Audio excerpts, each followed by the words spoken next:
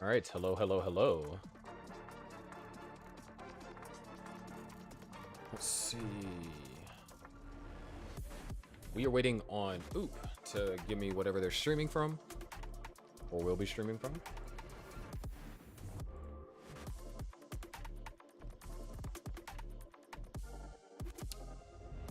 We do have Ampu here, warming up.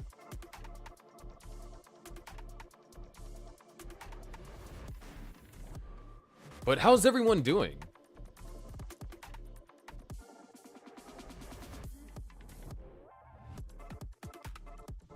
Catch that ban real quick.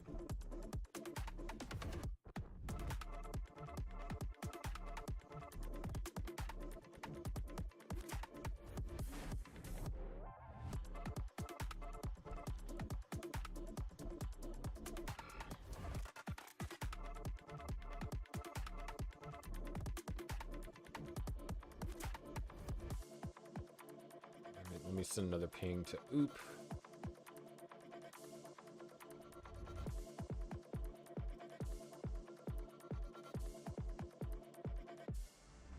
And while that's happening, let's see if I can do this properly. I'm gonna try my best, chat.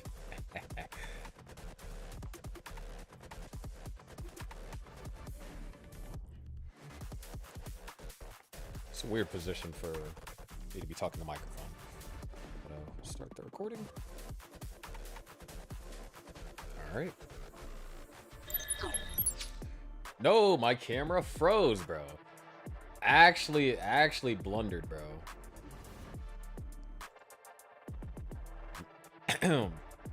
No freaking way, dude. Okay. Let's pretend that didn't happen. Hello, ladies and gentlemen. Welcome back to Gauntlet Ascension. I'm your favorite underwater host, Sharky, and today we got quite the banger for you guys. I mean, honestly, truly a insane matchup that we have. We have the Millionaires currently locked in to the playoffs. They could lose every other match this season and they're guaranteed their spot in the playoffs. However, the same can't be said for the Drywellers. Currently, they're 4-7. They have 7 matches remaining. They need to win 5 out of their 7 matches in order to have a chance to be in the playoffs, and they need 6 to guarantee it, if I'm not mistaken. That's also dependent on how the Rogues do. And their first 2 matches coming back are Millionaires today and Grandmasters tomorrow. Having to go up against the top 2 on your way back to try and guarantee a spot in the playoffs, kind of brutal. But with that being said, we do have Onpu warming up. I have not heard anything from Pooh. So we're going to hunt around in the Tetris category. But yes, Gauntlet is back. This is day 1 of Super Week. I don't have the graphic pulled up, sadly. But day 1 of Super Week. Like, kind of wild stuff.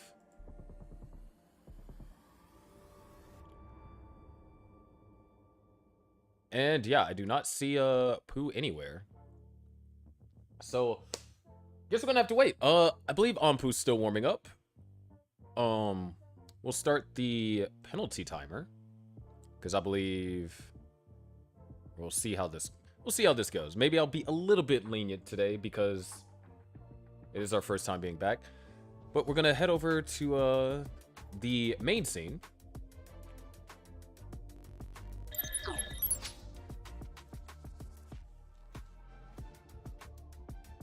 And that happens, I try and wrangle in Oop/Pooh.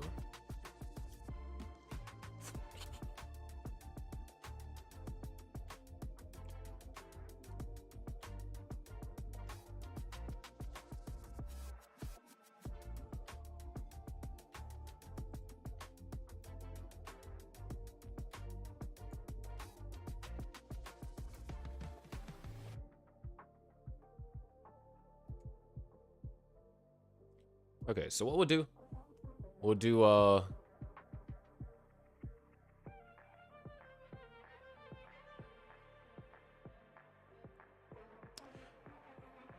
it hits 55, then we'll start the 15-minute penalty timer.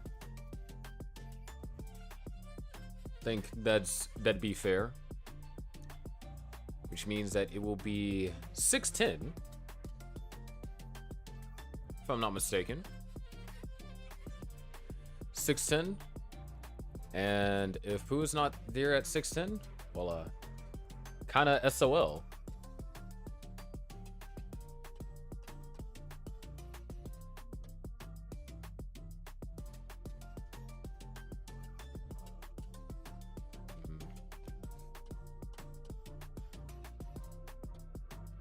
So the wait begins.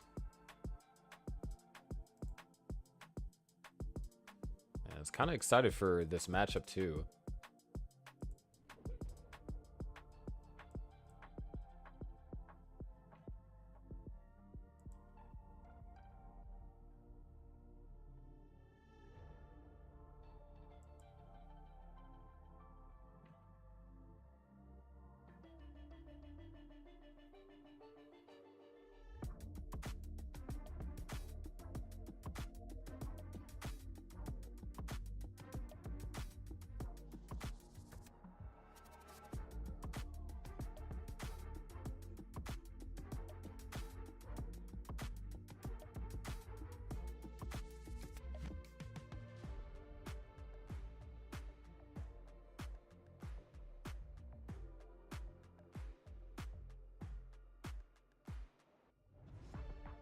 Wait, what the freak?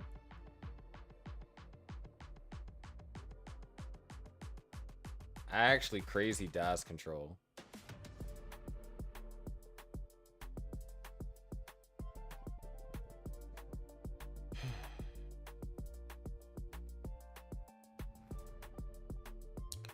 Okay, I was about to say, dude. I was like, you're actually dazzing that? Should have lost dash like 3 times.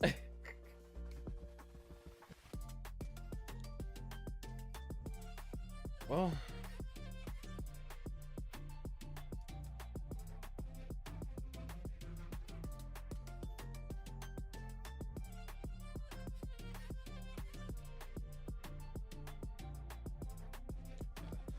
said 22:45, so yeah, I got my timing right. Just had to be sure.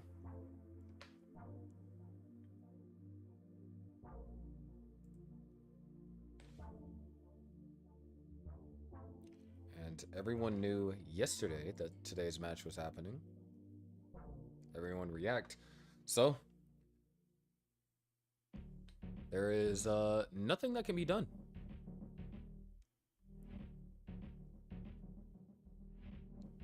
Any other rubies that would substitute? Maddie is currently moving to Australia, so not able to play. And Dewey left Gauntlet, so which I don't blame anyone for leaving Gauntlet at this point.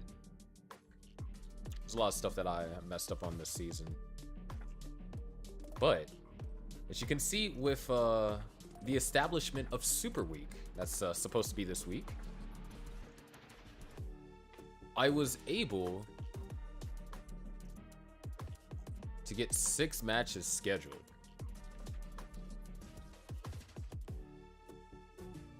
Nah, you're a pretty deep team. It's just Brighton's not able to make things happen because he's busy with school stuff. Maddie is moving currently. Dewey's gone. And Eyeball can only make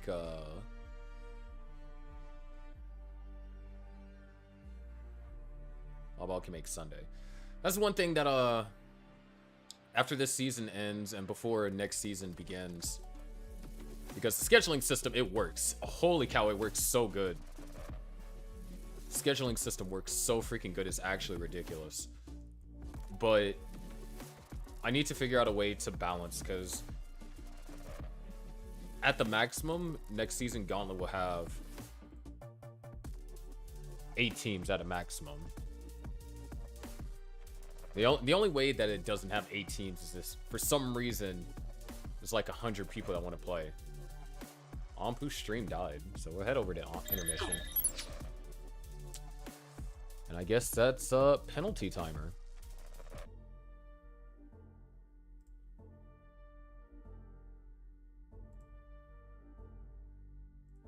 So penalty timer just started.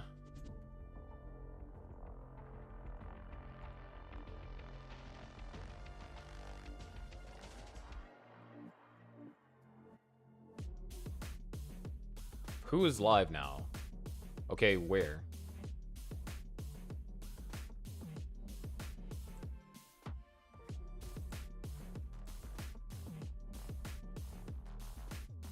Who died here? Okay.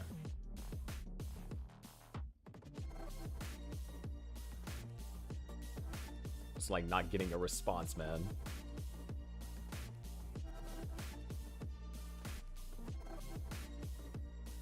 I mean, I've been serious about it ever since I started doing it. It's like you say that you can make a time and you're able to, then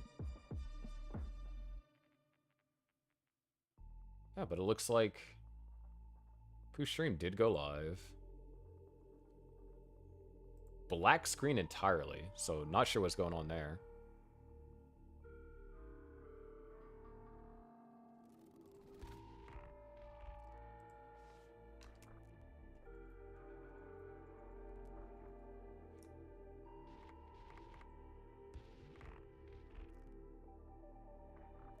Wait.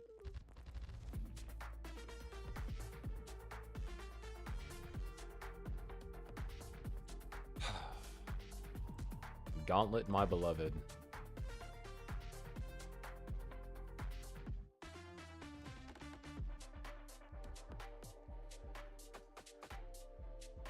Right, let's see what the heck is. This better not be a browser source issue, man.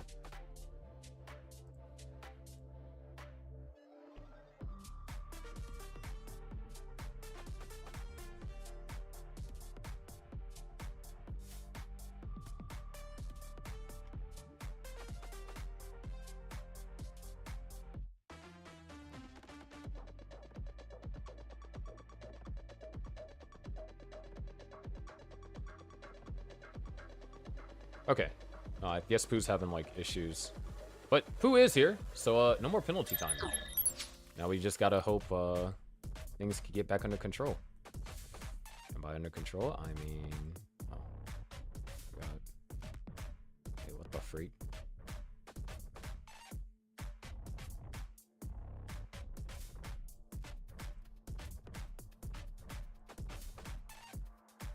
Oh, I have the wrong screen on display. I'm sitting here, I'm like, hold on a second. If I'm on studio mode, I should not be seeing stuff move on this screen. Okay, players, if you like SPS, let me know in chat, and then I can roll you guys a seed. Gonna get started, you know. Just about 15 minutes past the start time. But it's all good. Glad to see our players made it. No penalties have been awarded. It's always a good thing.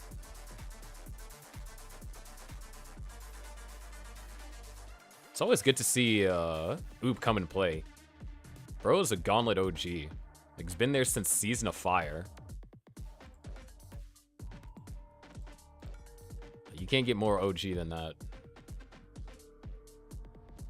I guess technically you can. You can get whenever I was first trying to figure out how to restream, put a scene together. It was me, AMJ, Ditch Shadows, and Misdrop. We all played on my scenes as I was trying to get things set up for my little King of the Hill thing. But no one's gonna know that unless you're one of those individuals involved.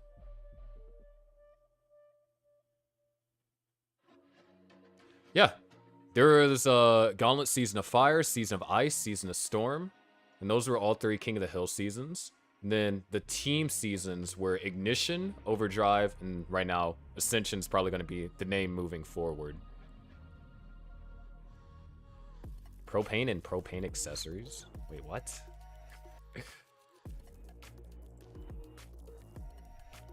Alright. While Pooh's finishing up warm-ups here, let me... find the music.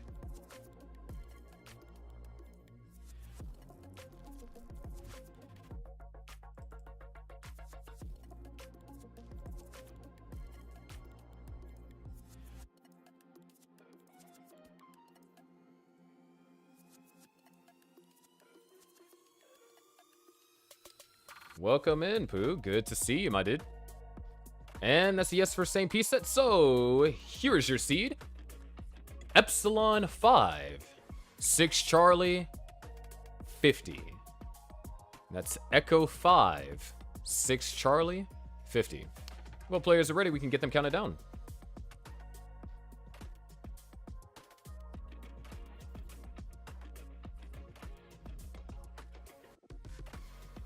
Yeah, I like this combo.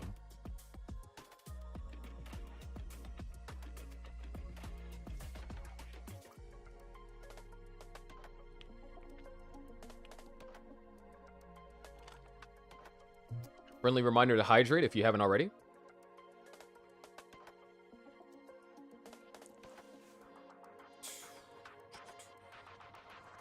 Pog, there's the Dryweller jersey. Still need photos from Oop and Onpu. That's funny. That was completely unintentional. Both of these players, I still need their photos for their jerseys.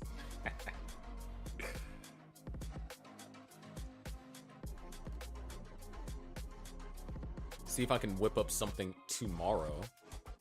If I can get Oop's photo.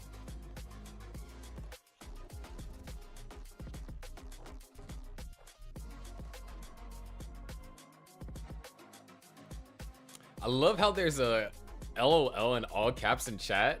Oh, okay, now I see the reaction. I was about to say. Let me give Onpu a refresh if that reaction was so delayed. I just see LOL in chat, and there's just like deadpan Onpu.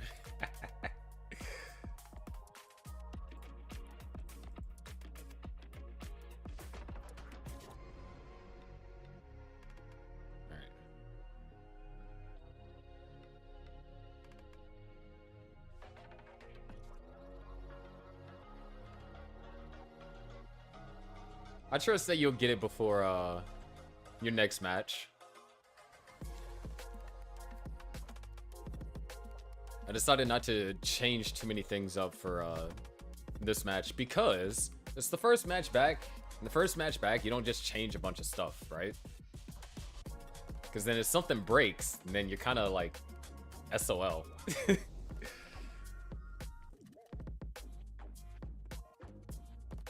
Alright, so waiting on Oop here to put in the seed and give us the ready.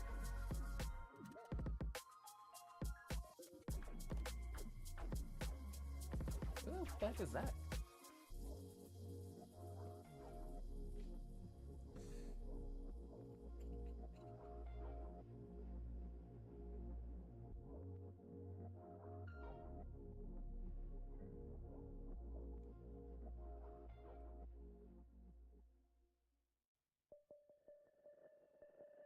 Bro.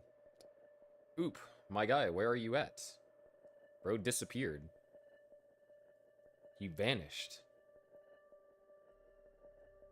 He's a real dry weller.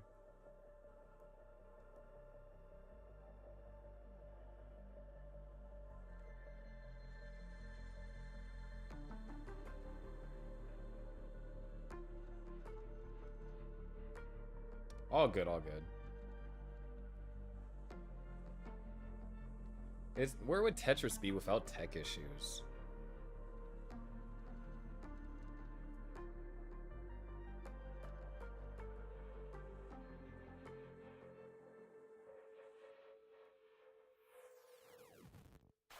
A few months ahead of Shark. A few months ahead.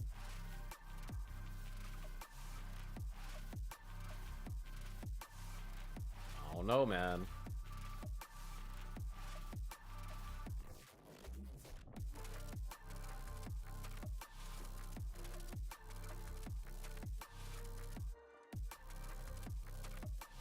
Few months. Honestly, if there were 0 tech issues in Tetris, bro, almost every tournament would finish on time. Somewhat.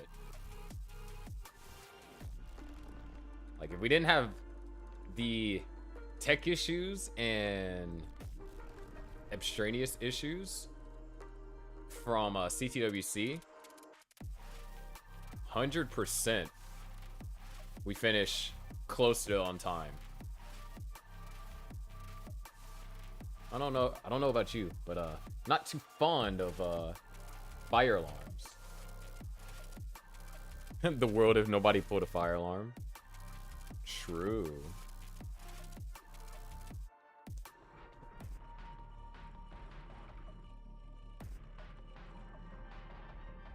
But while Oop gets the C put in, hopefully we'll get started shortly. The matches that we have for today, obviously Oop versus Anpu is up first, and we're gonna have Galaxy versus Dylan, Alex T versus Miles, and Kwafi versus Cole.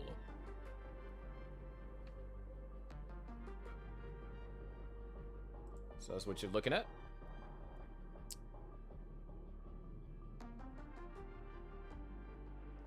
And we got readies.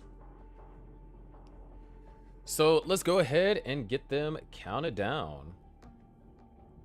And did my countdown not go live?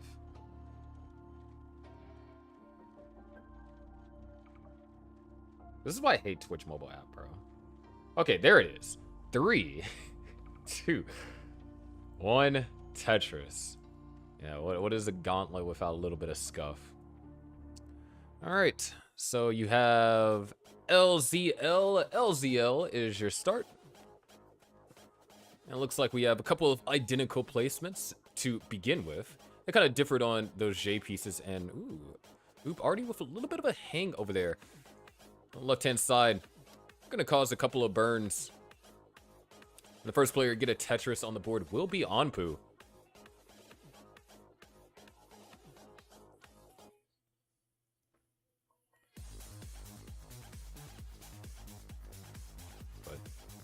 For those of you that don't know the situation of the teams currently in the season, we are down to our last 25 or so matches. And then the double round robin would be concluding. We'll be heading into the playoffs. Top 6 teams get an automatic spot in the playoffs. The bottom 4 teams have to go into a double elimination play-in tournament. And there will be 2 teams that make it out of that play-in tournament. Lose 2 matches and you're out. And not entirely sure how stoked those 2 teams would be coming out of that, considering that they will most likely be going up against the Grandmasters and the Millionaires for their round 1 matchup. But all that means is that there's an opportunity for an upset. And Gauntlet is no stranger to upsets. Speaking about upset, this board's getting a bit upset over here for Anpu. And able to burn a triple, a double. No more burns are available. So Anpu is now in down stacking mode. The board is serviceable. And this is going to give Oop the opportunity he needs to close the gap. Tetris is going to be scored there. A little bit of a risky maneuver over there for Anpu. Right side is open. Eyepiece makes it over. You can see Anpu smiling because this is definitely a little bit scary. Needless to say, with that Tetris, Oop takes the lead, 119 to now 199, and an early shift over there from Anpu. Quite the early shift as well. Nice. Anpu surviving. You can just see the dude just smiling, having a good time. Well, as good as the time as he can have while being in this board state. Nice. L-piece makes it over to the left-hand side. The well is temporarily opened, closed back up. Anpu's going to put more weight on that right-hand side. 4 burn lines were double square there. And, a lot of unfortunate decisions over here from Anpu. So now back in survival. Terrible Z-piece. But he finds a way to make it work. That I-piece hangs. Goes for a flat burn. But nothing is going to be able to get over to the right-hand side. Anpu tops out at 117. Oop is good for game number 1. Increment the first 2. And when both players are ready, we can get game number 2. Count it down.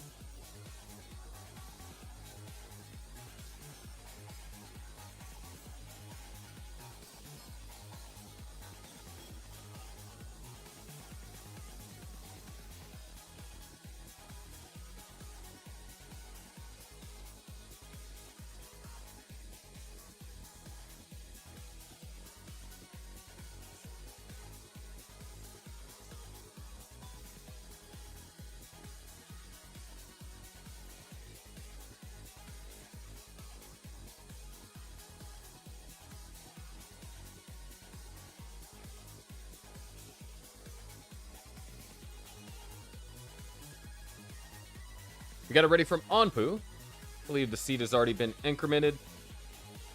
We should be on F6. I have no idea what F6 does on the keyboard. But it is on the keyboard.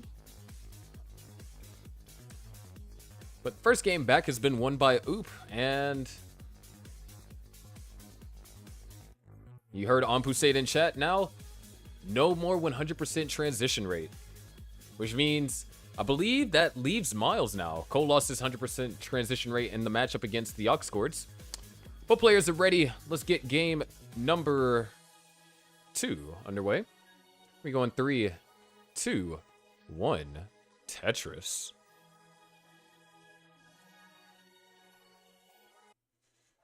So there you have it. OIL. Still waiting on our start from Oop here. What the heck? Not OIL. ILI. And ooh, looks like there is a tech issue.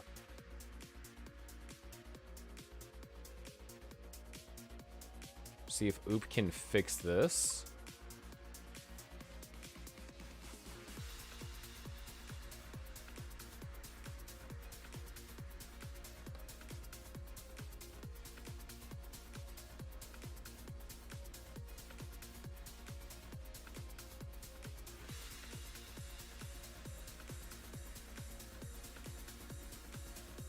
All right, yeah, Anpu, go ahead and top out. Looks like this tech issue won't be resolved soon. So, game 2 is not underway.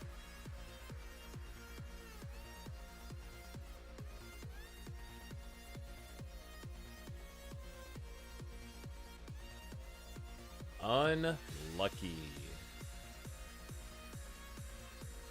It is what it is. And that is unfortunate.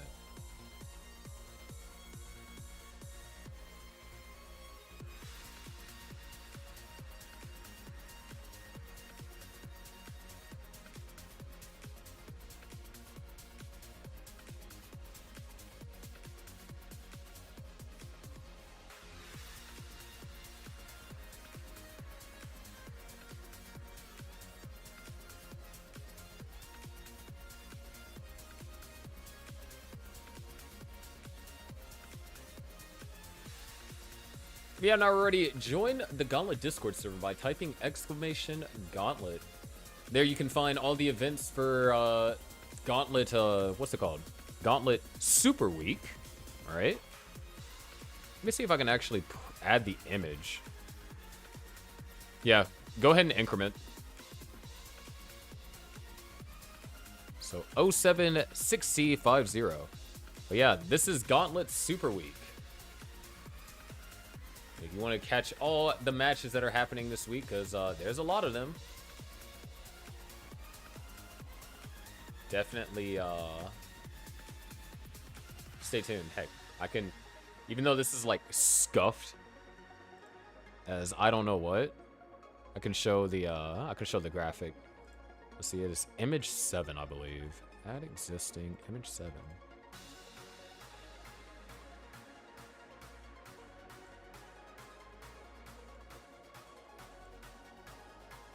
All right, so as you can see right there, that's what you're looking at. Gauntlet Ascension Super Week. Today we have Drywallers versus Millionaires. Tomorrow we have Drywallers versus Grandmasters. The following day we have Oxcords versus Stochastic. Friday we have a double header, Stochastic versus Eternal and Grandmasters versus Eternal. Partial matches because of Portal in a position where he's not able to play at the moment. And then we take a break on Saturday, and Sunday we come back with Top Down versus Sparks and Minos. So, yeah, probably the most Gauntlet matches that have ever happened in a week. Ever. And, yeah. So, that's what you're looking at for Super Week. All the events have been created in Discord, so if you join the Discord by typing !Gauntlet, you'll be able to click on those events and get notified whenever it goes live. It's not 16 player, more like 6. Wait, I can't math. 12. No, 9. 9. because the players from Eternals, all of them are just playing again.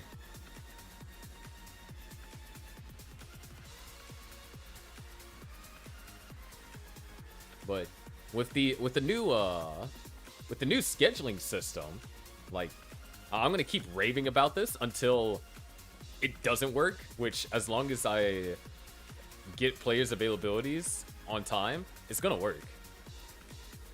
It's just kind of cracked.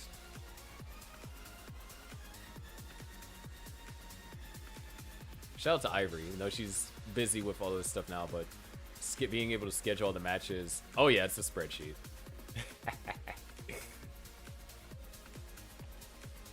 It is a spreadsheet with times that I normally restream listed out and each player's availability during those times. It goes in 1 hour increments, and once I get everyone's availability, like the latest they can play and everything, now I can just cross-reference.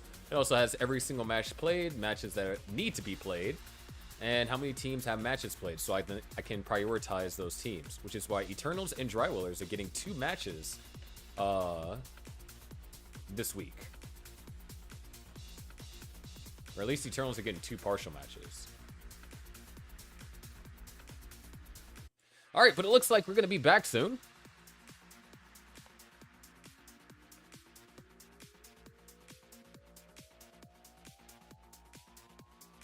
O76C50. And we got it ready from both. Let's get game 2 counted down. Thank you all for bearing with us. This is just great stalling for Cole. But here we go in 3, 2, 1, Tetris.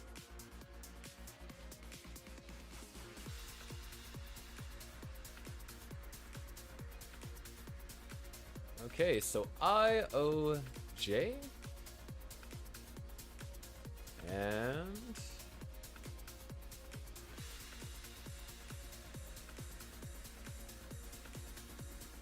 Oop accidentally started on level 8. And I don't think he can soft reset. So keep playing Anpu.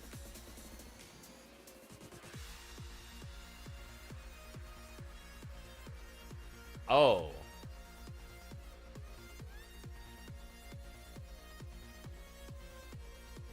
Well, that's not good.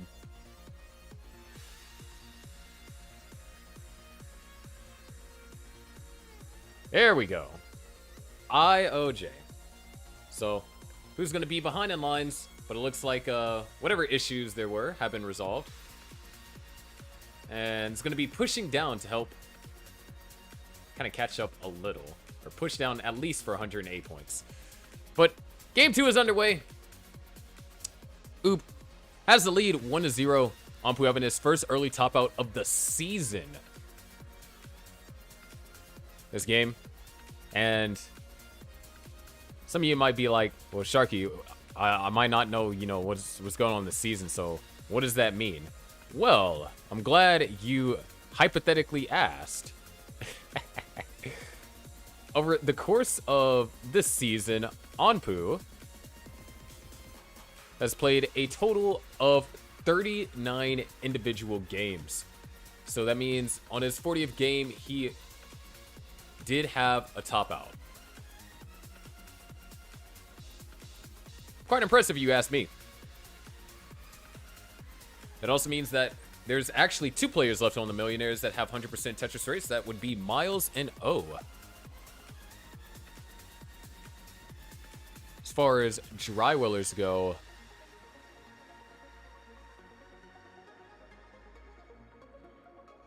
Oop has had some inconsistent plays. Only has 17 games played, though, but when we look at the true transition rate previously, transition's about 61% of the time.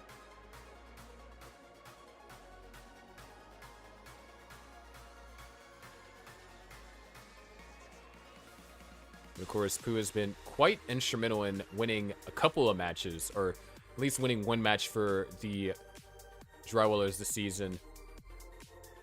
Help add on to the 4 that they've won so far.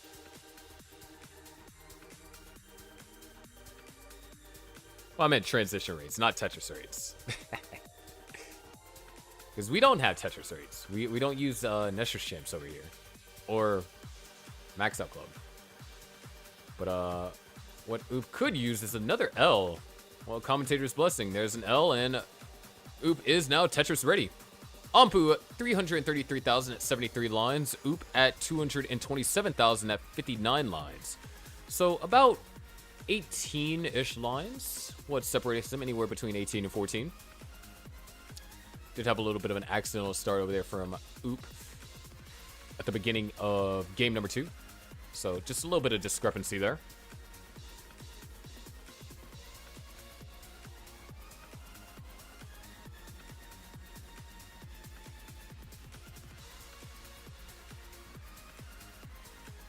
It's 256 now for Oop.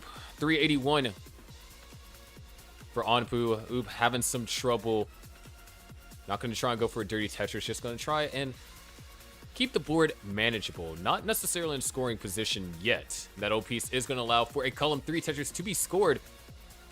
So now we're back to the right-hand side. Oh, nice find over there from Anpu. Nice little J-flat burn. That's going to be a Tetris for him. 451 at 99 lines. This would be a score that you would be looking at if you were to transition with a 600k. Of course, you'd have to have pretty good efficiency in the last 30 lines or so. But 500k is definitely on the table and beyond that. And does have the pace advantage. This Oop is currently at 91 lines and is only at 317,000.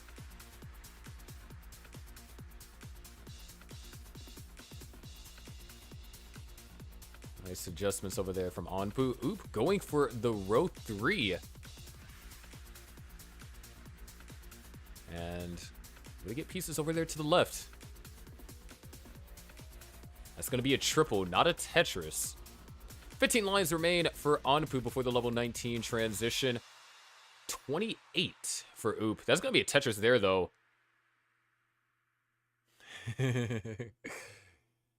Trying to be professional over here, Bally.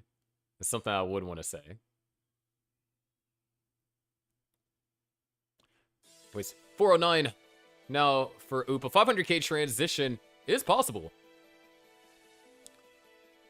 And Anpu will be taking us into 29 on the next line clear. And that line clear will be a Tetris line clear. 579 transition from Anpu. Oop has 3 Tetrises remaining.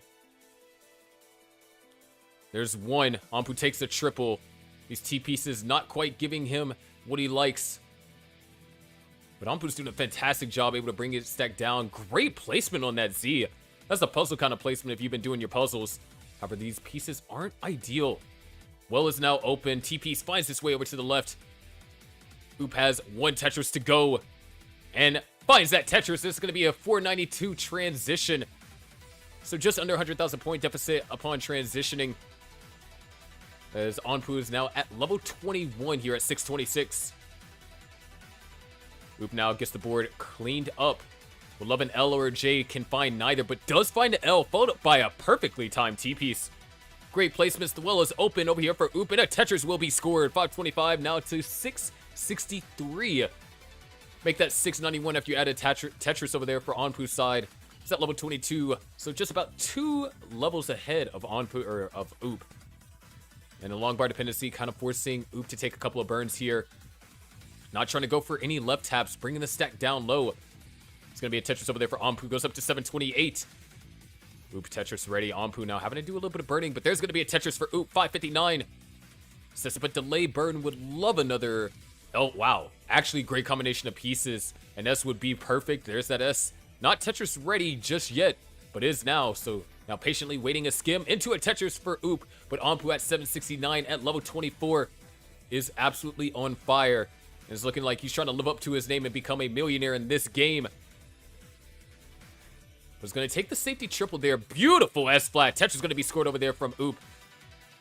Anpu now in a little bit of danger. LJ dependent. Opens up the well. Where's the long bar, though? Long bar nowhere to be found. This is getting dangerous. Anpu needs this long bar. Gets the long bar. Can't do anything with it. 781 is Anpu's top out score. Oop knocks down Tetris. Goes up to 684.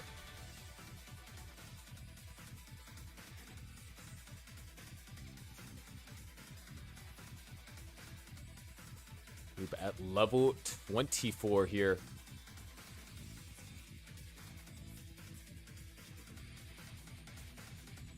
Looks like he's keeping the board low. 3 Tetrises is what's needed. We're past the level 24 mark, so Tetrises are worth 30,000 points apiece. And ooh, this drought is starting to make things a little bit complicated. Oop gets the well open. There's the Tetris surviving the drought. But who's to say that more isn't to come?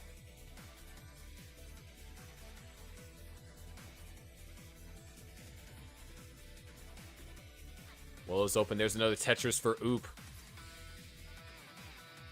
At this point, a triple should be good enough.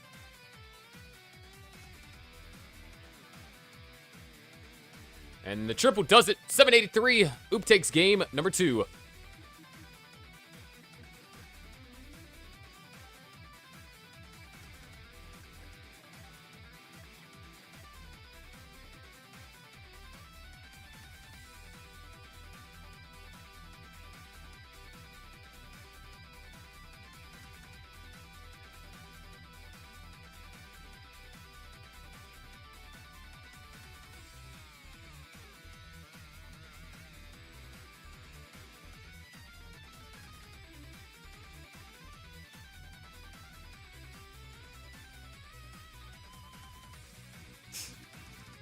Alright, looks like we got it ready from both players.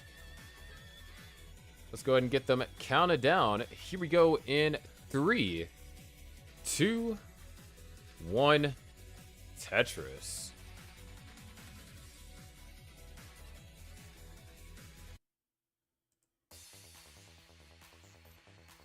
So we got a OOL. And that's exactly what both players get. So that does mean same piece sets is in fact confirmed. Onpoop back against the wall. Oop looking to win his second match of the season. Well, not his second match of the season, but get his second win of the season.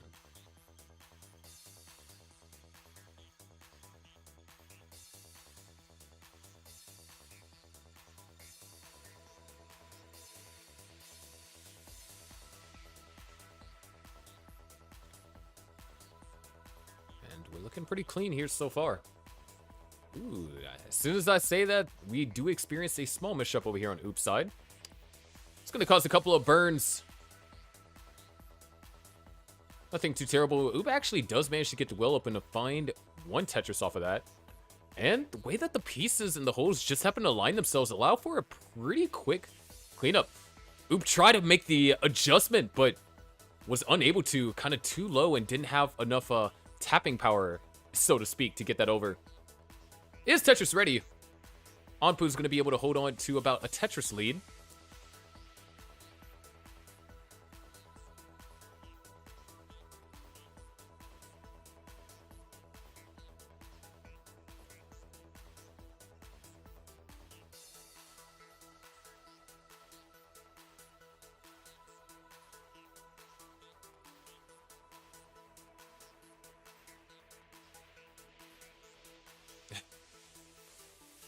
$150,000 now for Onpoop. 111 for Oop. Definitely had a slowdown that we experienced at the beginning. And there will be a slight line discrepancy, about a Tetris worth. And there's a Tetris going to be scored from both players. Oop able to kind of fill in that center chasm, and now the board, ideal contour.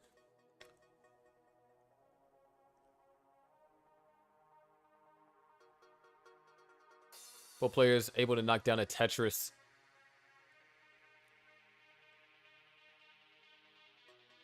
No, Tetris for Onpoop. You're going to go for the Aki bar or the bar in column 9. We'll find a Tetris there, but now there is a hole that needs to be dealt with. And, ooh, I like Oop's approach. Unfortunately, the pieces weren't exactly what he was looking for. Otherwise, if he would have got the pieces that he wanted, that would have resulted in just 3 burn lines, and the board would have been back in scoring position. However, sometimes that's the way Tetris is. You don't get the pieces you're looking for, and now you're kind of forced to deal with it. Speaking about dealing with it, Onpoop is dealing with a lead right now. Over 100,000 points in lead at 313. Oop at 212. Just gonna knock down a Tetris. Board is under control. Beautiful skim over there from Onpu. Just over the halfway mark. We're looking at another strong transition over here from Onpu. Oop was able to actually have a quite strong post-transition in game number 2. Was down by 100,000 points, and at the time that he got to the point to where Onpu topped out, he was only trailing by 50,000 or so. So the better post-transition than Onpu in that prior game. However, this is a pretty solid lead being built up by Onpu. Tetris is going to be scored over there from Oop, and the line burn means that we might be seeing some row 2 action. That hole is placed in column 7, so not the most annoying to get to. It's not like a hole that's in column 2 or 9. But in order to try and get that column 7 hole access without having to do extra burns, to get that perfect well transfer, if you will, you have to consciously build in a certain way. And right now, there is consciously 2 eyepiece dependencies in the stack. One gets covered up temporarily, meaning that we might be seeing a row 2 column 3 Tetris being developed over here on Oop's side. Beautiful T-burn over there from Onpu. He is at 459. Almost the exact same pace that we saw last game, which I guess is a little bit of a testament to Onpu's consistency when it comes to transition. I mean, we already talked a little bit about it, how Onpu before today had a 100% transition rate.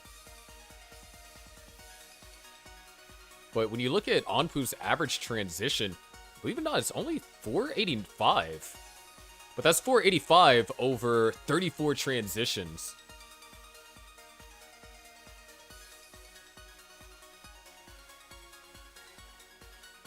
Looks like Oop is going to continue. Oh, Oop missed the Corian adjustment. And that's kind of been the story of this game in particular. Oop's been finding the adjustment. He sees them, but when it comes time to execute them, just not quite able to find it. But there's the found adjustment. That's going to get access to hole in 7. Does the tightening adjustment with the O-piece, intentionally creating the I-piece dependency to fill it in immediately. And it looks like both players are ready to gear into level 19. Onpu transitions 579. If I'm not mistaken, that's only like 1,000 points shy of the transition that he got last game. And Oop, with one more Tetris to go, can transition with a 483. And that's exactly what happens. Oop transitions with a 483. Just under 100,000 points down at transition as Onpu goes to level 20. Knocks down a Tetris, goes up to 635. And a Tetris for Oop crosses that 500,000 point threshold. Oop up 2 games to none. The pressure's on Onpu to take this one. And Onpu now setting up the column 7. Oh, nice. Finds the flat burn. And just gonna burn out of it. Realizes that he has the lead. And still by 100,000 points as both players enter level 21. There's gonna be a Tetris for Oop and a Tetris for Onpu. So lead doesn't change, but scores do. Onpu with a little bit of a diving board misdrop. And L-spin can get underneath there. That's the ideal maneuver. And beautifully done. Look at this setup over here from Onpu. Alright, camera's gone for a little bit, so you guys get an orange. But don't let that distract you from these games. Oop, right now, 680, or not Oop. Onpu at 684, Oop at 610. So once again, we're kind of seeing this trend where Oop has been able to gain quite a bit of ground here on the post-transition.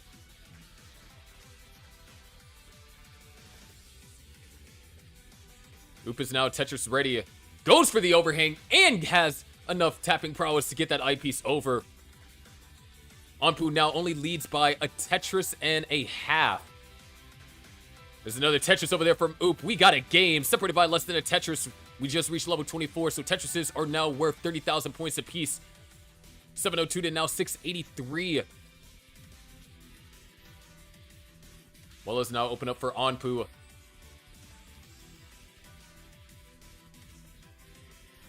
Onpu is Tetris ready, goes for a skim. Tetris for Onpu, trying to stay in the lead. However, Oop is going to fight back. 720 and now 738. Onpu goes for the spin. Not going to go for the flat burn. Goes for the single. And oh, having to go for some pole vaults. And he's not going for any of these safety burns. But that Tetris from Oop is going to allow Onpu or not to allow Anpu, is going to allow Oop to take the lead. And another Tetris. And with that hang, I think that might be fatal. Unless Oop has been, or Anpu has been working on rolling. And yeah, he's just going to give up the ghost. Oop wins his second match of his second match this season. Still not entirely sure how to word that. We'll figure it out. And Anpu tops out at 749. Oop at 800,000 is going to be good. Once again, just having the better post-transition.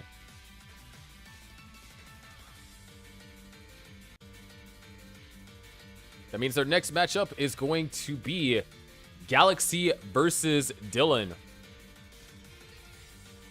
So, of course, we'll let Oop finish this out. We'll be heading into our intermission screen. We get our players set up for this next match. No windows. And 889 for game number 3. Very impressive. There's the top out for stats. Don't go anywhere. We will be right back.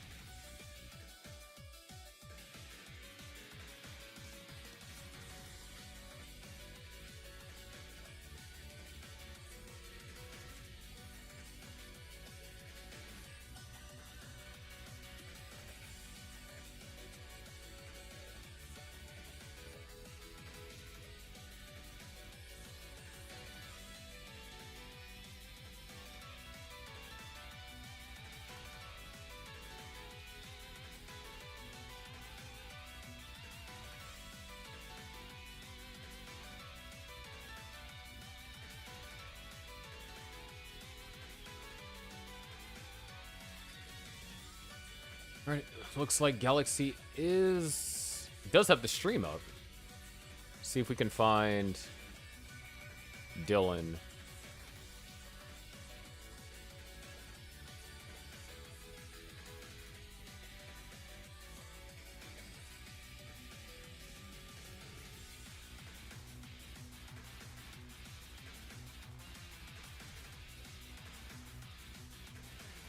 I love how my epic vid save clip has like 500 views.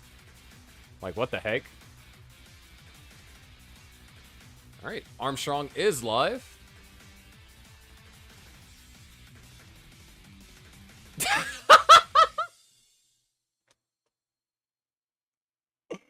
Oh my gosh. Oh, that's funny. That is so freaking funny. That is actually so hilarious. Yo, Andrew, thank you for the Prime. Which, if you haven't already... Oh, I'm going to get better at these call to actions. But if you have a Twitch Prime that you don't use for monthly Tetris or CTWC, and you would like to support Gauntlet for free, you can use a Twitch Prime sub. But let me get him. Nah, dude. That's actually freaking crazy. The second I mentioned it. Oh, I love it so much. Oh, VDO Ninja.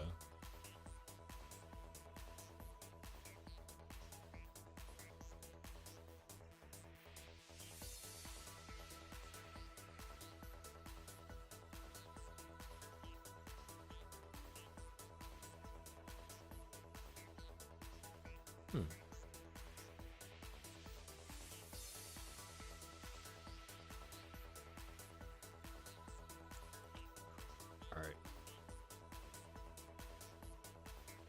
Let's see.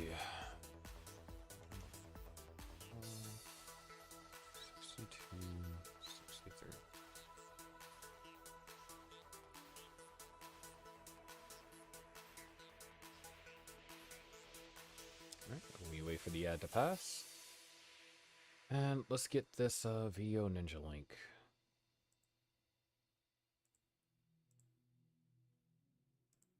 This is player 1.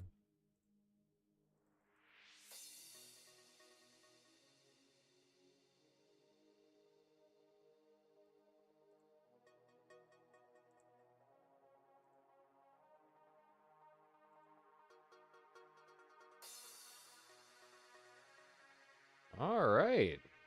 Look at that. We'll actually be able to start ahead of schedule. Players, would you like same piece sets? During the regular season, it's an option. During the playoffs, unless a player absolutely cannot do SPS, it's not.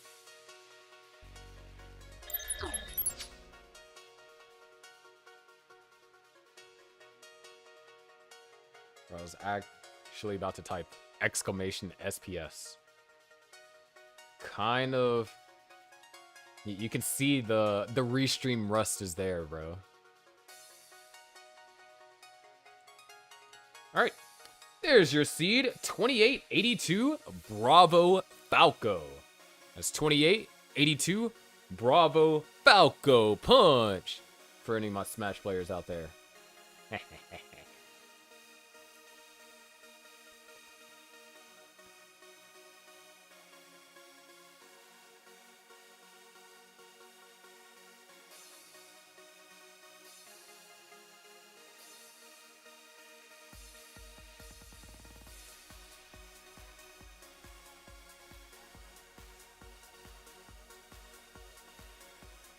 And when we have readies on screen, we can get this counted down.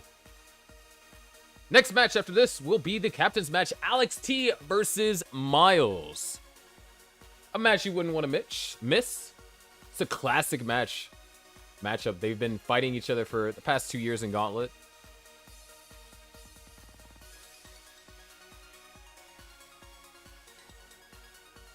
Welcome in, DJ Mr. Boro.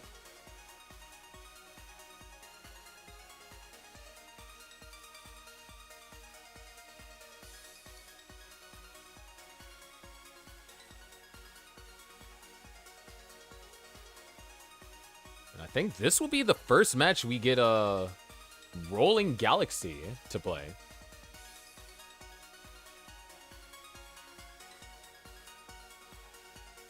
Either the first or second. We haven't seen Rolling Galaxy. So, it will be interesting. A little bit of a stream freeze over here on Dylan's part. No, we're good. And we got the readies. Let's go ahead and get them counted down. Here we go in 3, 2, 1, Tetris.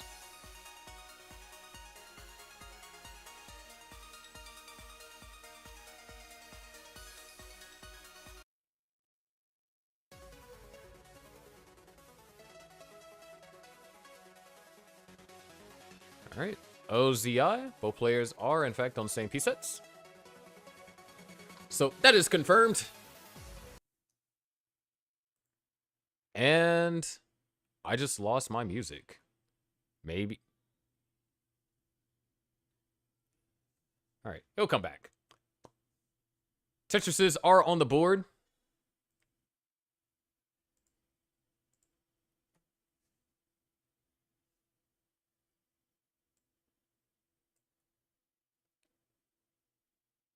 As Galaxy did start a little bit sooner than Dylan. There we go.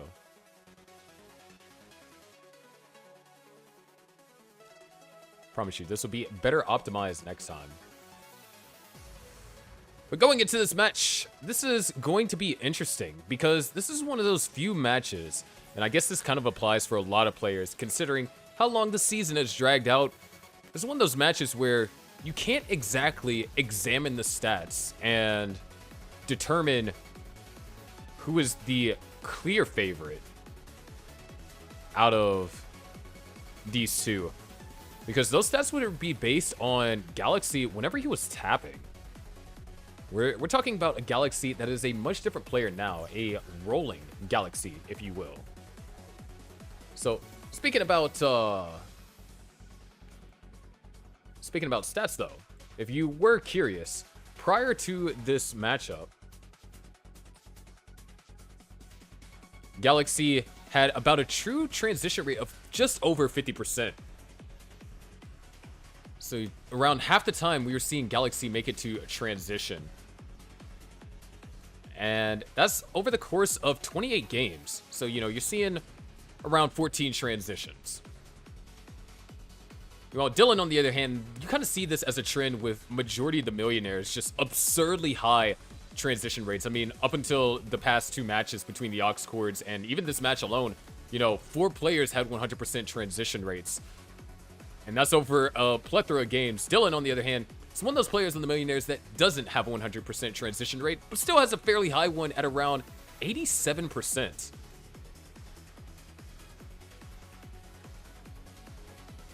Of course, he does have less matches played than his teammates, so it's only not transitioned 2 times.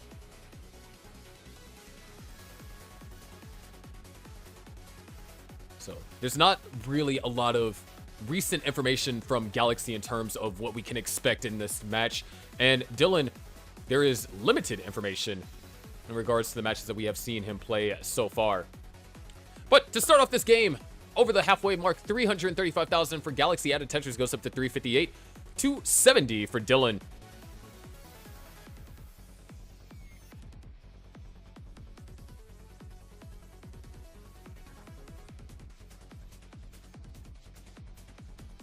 So,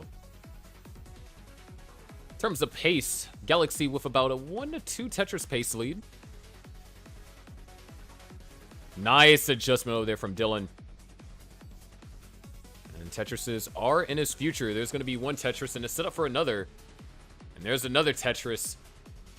Couldn't use those back-to-back eyepieces, though. And it's always painful when that happens. You get eyepieces that you're unable to use. But the eyepiece got used beautifully to fill in that long bar dependency.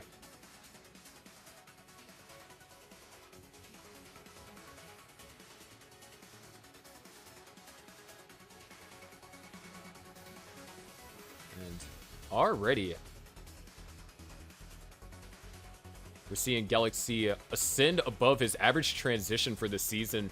Has an average level 19 transition throughout all the games of a 456. And we're already about to cross that 500k mark before we even reach 110 lines. So, Galaxy having, kind of showcasing that he's not the same player that was drafted. And the Drywellers, they celebrated whenever Galaxy was drafted to their team. At least I know Alex T and Oop celebrated whenever Galaxy was drafted. Because they thought that, you know, it was such a steal. At the time, Galaxy was a diamond player. And then he gets a 1.1 right before the draft happens. So Drywellers end up getting themselves a Ruby early in the season.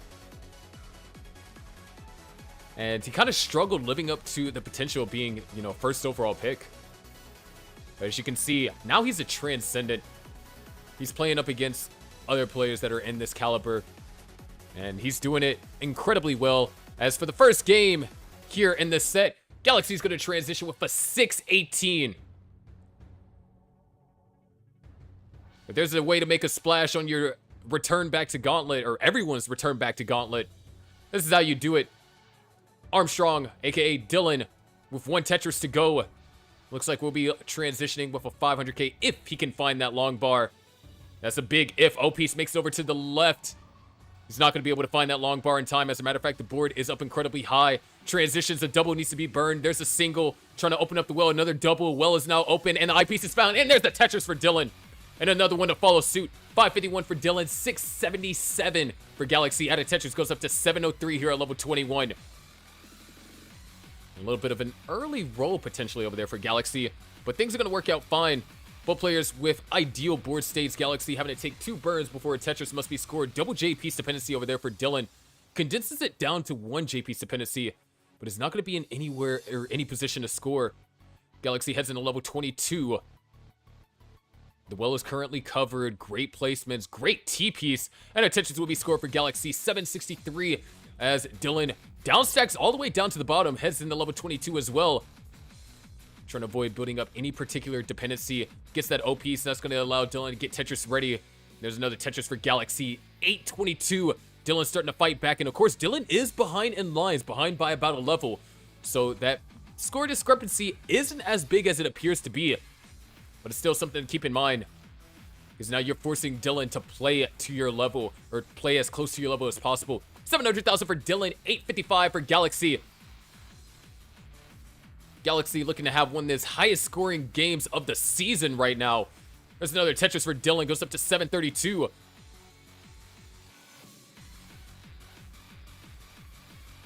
Dylan now well is open. There's the Tetris for Dylan. 918 for Galaxy at level 23.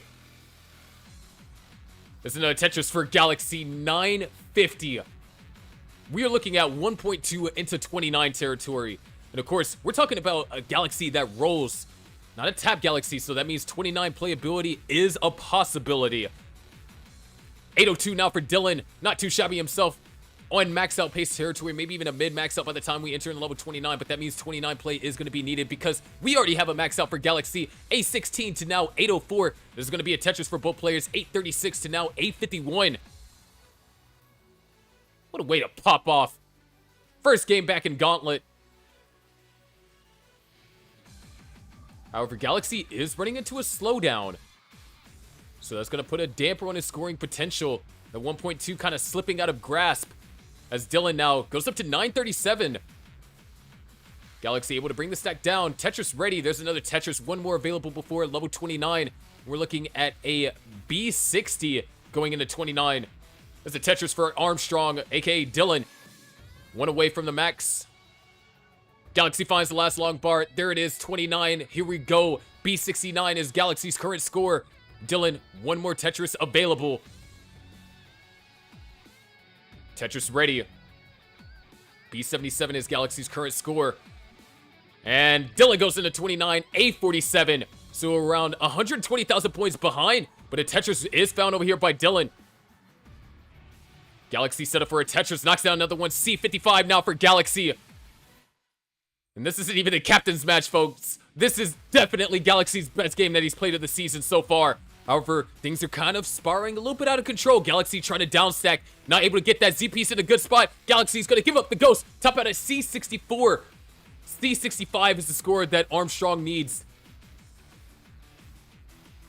And he has to find a way to bring this stack down. Needs that J piece. Can he get the 5-tap? No, he cannot. Dylan tops out at B09. And with 155,000 point lead, Galaxy takes game number 1 in what is his best game of the season.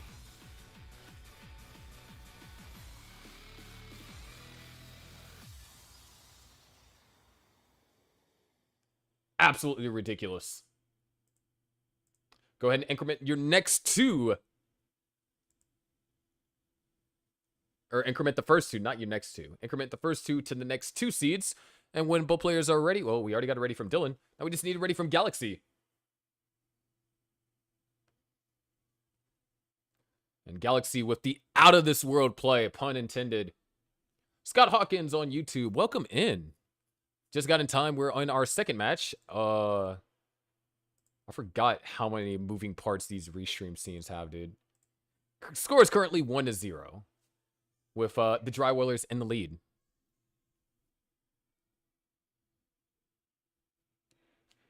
But once we have it ready from Galaxy, we do have it ready from Dylan.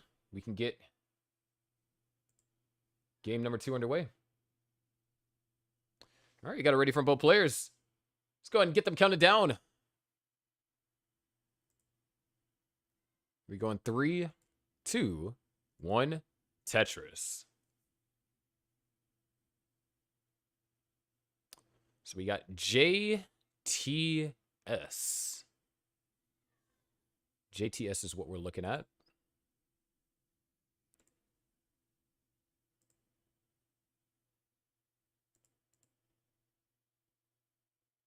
We're going to start from Armstrong. And there we go. JTS. So both players are on same pieces. And because of the earlier start, Galaxy is going to find the first Tetris of the game. Dylan finds the first Tetris actually relatively quickly. Galaxy had to take 3 burn lines in the beginning. So Dylan just able to have a much more efficient stack to start things off.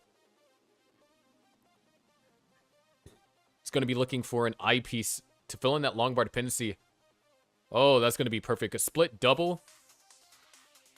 So in terms of the way that the opening was played, both players had to take 4 burn lines in the beginning.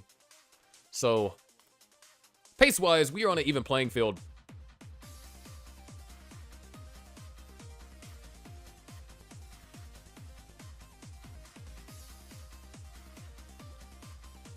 And ooh, that was a bit tough for Dylan to try and find the accurate placement right there in that position. Now, Dylan, a little bit in trouble. Needs an eyepiece. Eyepiece is not coming. Well, there's an eyepiece. And there's another one. And there's a third one. There's a fourth one. All these eyepieces, none of them are going in that long bar dependency. Well is covered. Now, well is reopened. There is Dylan able to score Tetris. But Galaxy off to a great start here. 190 at 42 lines. Dylan at 84,000 at 34. Just poorly timed eyepieces over there for Dylan. But it's all going to be good. Dylan's brought the board back down to the bottom. Set up for a column 5. So your non-traditional setup. Naturally, in NES Tetris, there is a bias to the right well. Just easier to get pieces over. But not the easiest. Technically speaking, a center column would be the easiest to get an eyepiece into. It only requires a rotation depending on where that center column center well is, or even just one movement. But then, it's maintaining that center well. That becomes the problem with center wells. However, one thing I will tell you what is being maintained is this lead by Galaxy. 307,000 for Galaxy at 65 lines. Dylan at 140 at 53 lines. So there is going to be, once again, this 10-line-ish discrepancy. But 10 lines is not enough to come back from a 100,000 point deficit at this level.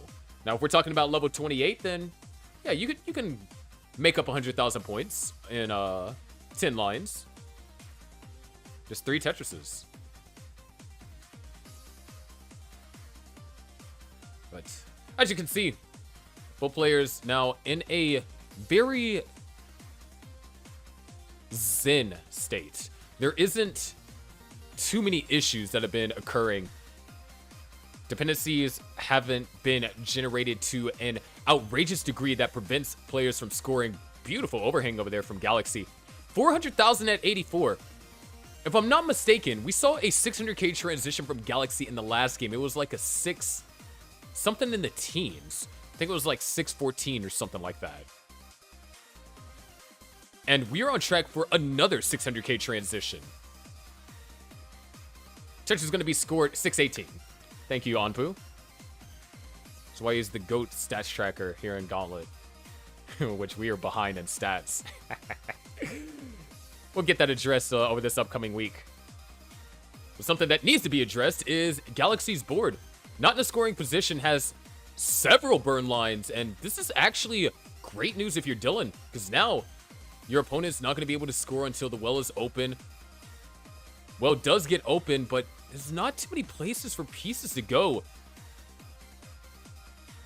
And these S pieces are so annoyingly timed for Galaxy. I'm counting 3 long bars that couldn't be utilized for a Tetris, but that 4th one was able to. In terms of pathway for getting a 600k transition, doesn't look like we're going to get there. But we are going to be guaranteed a 500k transition. Oh, no! That misdraw for Dylan. He needs to get this open, and he needs an eyepiece. Oh my gosh, Dylan. All right, the well is open. Does he find this eyepiece? Yes, he does. Dirty Tetris for Dylan. Opens up the well.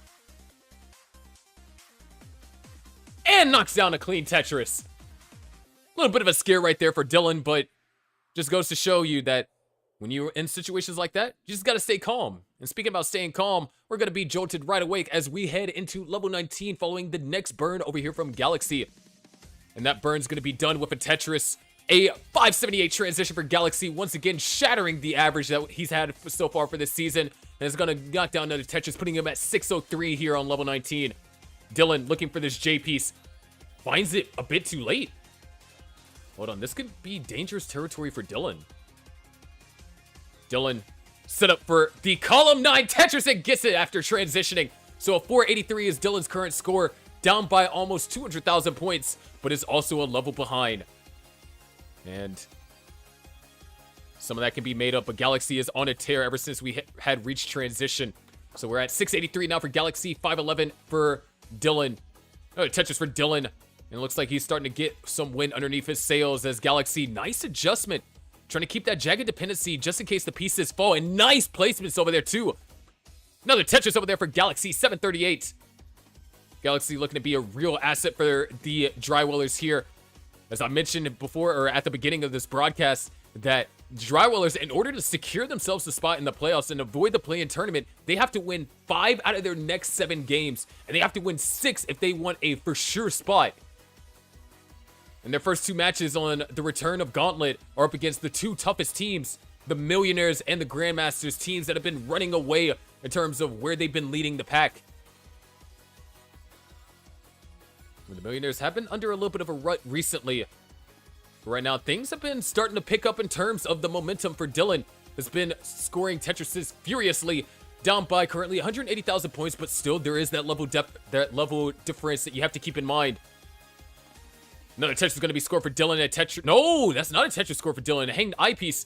There it is. Now the Tetris is scored. Sometimes you just assume that the eyepiece is going to make it over. And in unfortunate cases, it doesn't. Eyepiece does come. Tetris ready. Good flat burn over there for Dylan. Nicely done. Going to go for the S-vert. Couldn't use that eyepiece. And now having to do a little bit of burning. J-piece dependent. Would love an eye or a J-piece. Finds the eyepiece. Opens up the well. Galaxy. Another max out in the level 26. A12, we're looking at, once again, 1.2 territory. This is kind of scary consistency coming out from the tier underneath the captain.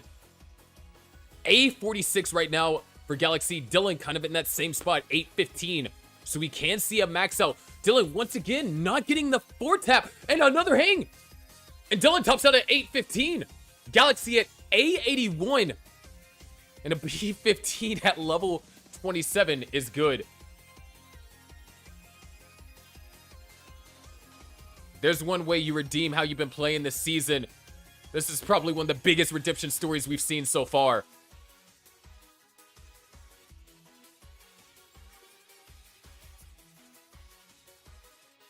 Oh, Tetris over there for Galaxy. This time one off, 1.2 into 29. But that we're talking about back-to-back 1.1 plus scores. Truly phenomenal. Players increment the first 2. And then when you're ready, we can get game number 3 underway.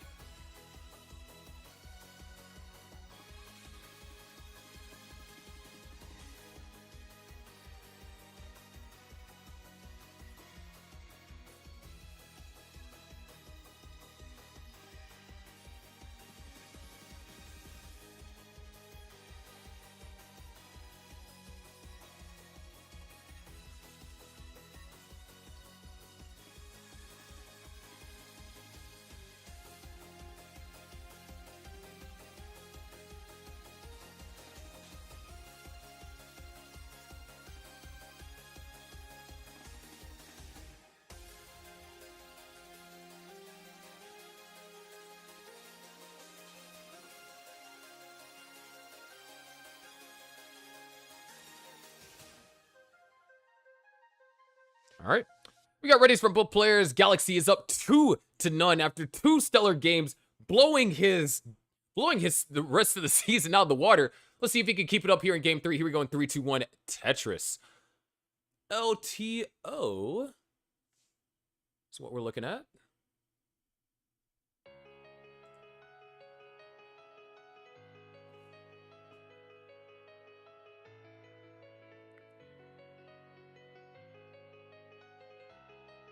And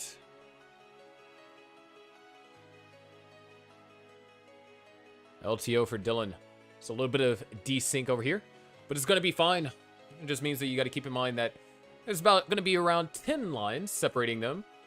Ooh, that is actually a rough S flat over here from Galaxy. And that Z piece is not doing him any favors. So more burns are going to be forced unless... No, burns are going to be forced.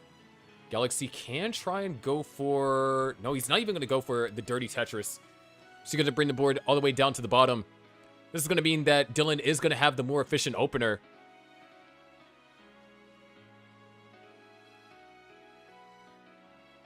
But to kind of break it down while these players are stacking here in the level 18 portion of the game, Galaxy's average score, or even if you want to take the median, because the median is going to be a bit better, if you discount early top outs, has only been 580,000 this season. And games weren't going long in post at all. I mean, we're talking about Galaxy taking it maybe 3 levels on average in the post transition. And to really demonstrate how much he's improved since the last time we've had, you know, gauntlet matches in this capacity, he's more than doubled his post transition index. He's basically doubled his average and median, even more so.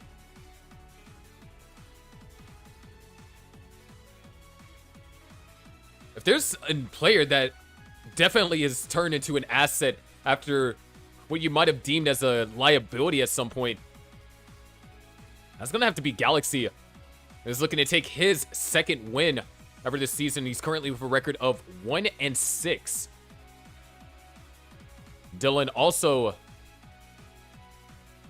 Dylan aiming to get his third win of the season. If I'm not mistaken, played in last matchup against the Aux Cores and did end up losing that one. And so currently has a record of 2-1.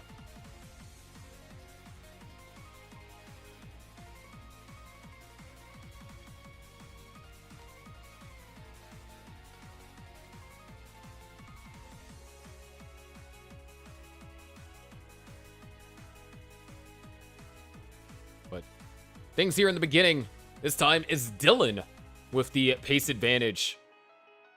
It's going to take some burns here. Didn't really find any board that was ideal. Oh, the Z vert delay burn over here from Galaxy. Unfortunately, another Z piece came with relatively short notice. And so that was going to be 4 burns committed to a Tetris, or 4 burns committed, meaning that Dylan's going to be able to score a Tetris whenever the time comes. Just more pace that's being lost.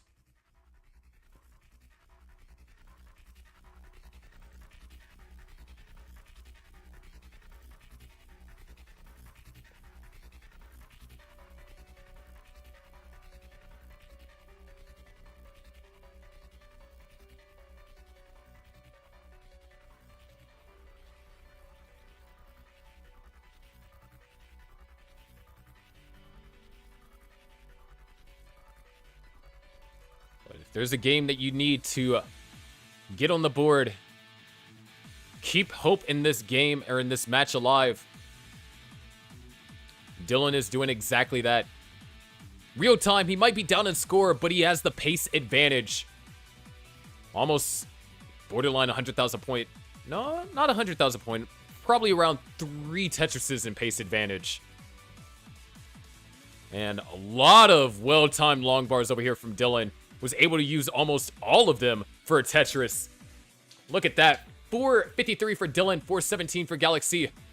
Looks like this game's going to be the first time that we're going to see Galaxy kind of get that lower 500k transition.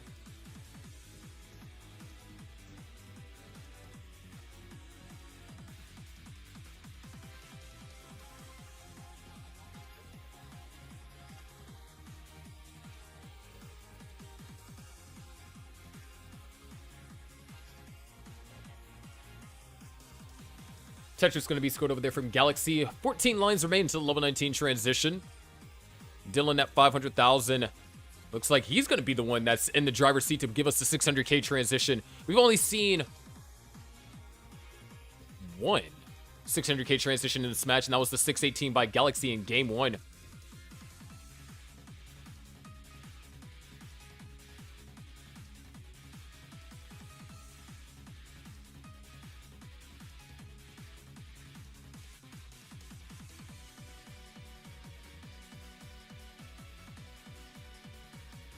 534 now for Galaxy. And Galaxy transitions at a 537. Board was up a little bit high, so decided to take some burns, but does find a Tetris afterwards. Dylan aiming to get the highest transition of the game. Whoa, what an adjustment over there from Dylan. Potentially creates a long bar dependency. And that might actually allow for Dylan to get a 640. We got to see, does this long bar come? Dylan wants the 640, and I want to see it too. But no, it's going to take the triple. Still highest transition in the game. A 628 is the score. Long bar comes, unable to utilize it for a Tetris. But very smart plays over there on Dylan's part is going to knock down Tetris and still maintaining the lead despite Galaxy being a full level and over a half ahead. So now, we've seen Galaxy how he's been playing when he's up in pace. But now we get to see whenever he's behind. How does that affect his mental? Does he have the mental fortitude to be able to continue to play the fantastic Tetris that we've been seeing today? And on Dylan's part, this is exactly what you need. The game to change the momentum, to turn this match around. And he's doing exactly what he needs to do. There's two quick Tetrises for Dylan, 719 and now 716. However, that is the LJ dependency. Oh my gosh, those O pieces. Poorly timed over there for Dylan, so he's going to have to bring the stack down. There's no deadly dependencies being built. He's just going to bring it down. Not going to try and risk hanging a 5-tap over there on the left-hand side, and I can respect that. Earlier, he did mention that his mechanics felt off, and you don't want to risk this kind of position. You're up by around 100,000 points at this point in pace. And now your opponent, in the case of Galaxy, has not been in a scoring position for at least the last level. The board's continuing to climb. Things are getting dangerous, but he's able to find a way to bring the stack down. Dylan Tetris ready. Tetris going to be scored for Dylan. There's a 823, 100,000 point lead and a full level behind. Galaxy doing the best that he can. I'm going to just try and bring this down. And that hole in column 4 waiting to be accessed. Oh, good placement so far, but Galaxy, but more weight is being put on top of the hole. Dylan is Tetris ready, waiting on the next long bar. Goes ahead and takes the safety 3-line burn. JP's dependent on the left-hand side. Oh no, covers up the well! Can Dylan open up the well, and can he get a long bar? No, he cannot. Couple of bad mistakes over there for Dylan, despite having the pace advantage. Galaxy is only a Tetris and change away.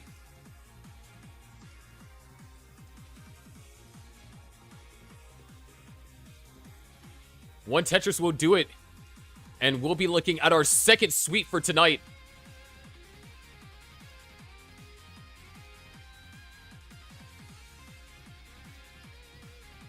And there it is. Galaxy, with that Tetris, takes game number 3. Drywellers go up 3-0. Or not 3-0, 2-0.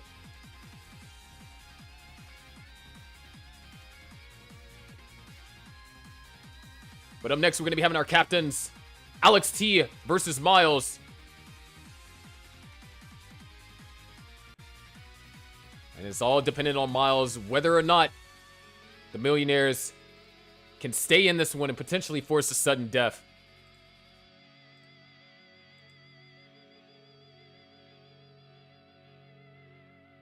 Coffee, did you not see the order that I posted in the order that I posted in freaking in the match lobby, my dude?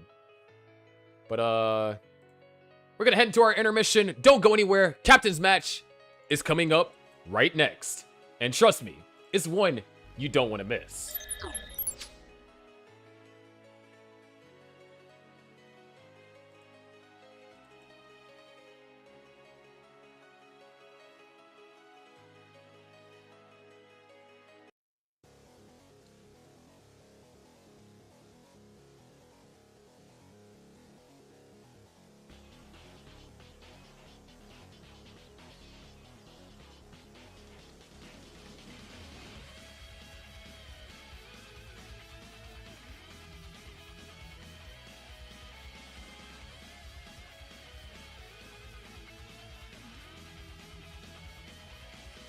Hello, Spider. Are you prepared to meet an early demise?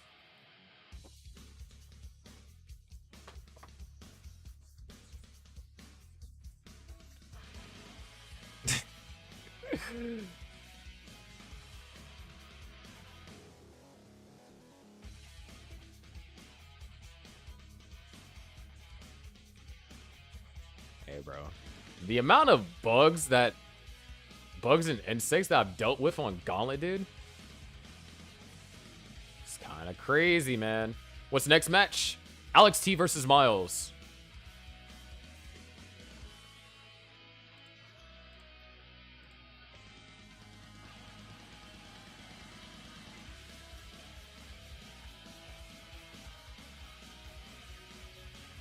I mean, there's a lot of things the Rika can't do, like get 500k.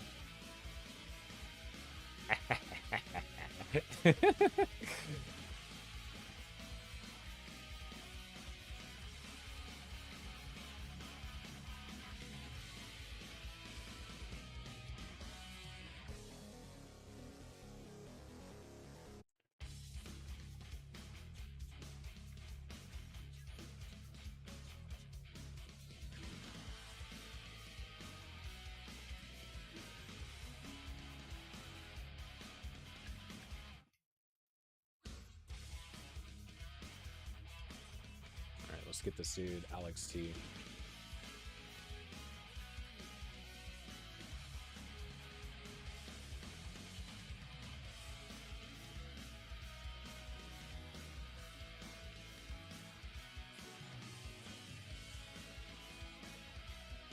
I think, what was the name of his ult? It was like Stunning Ryan. Something like that.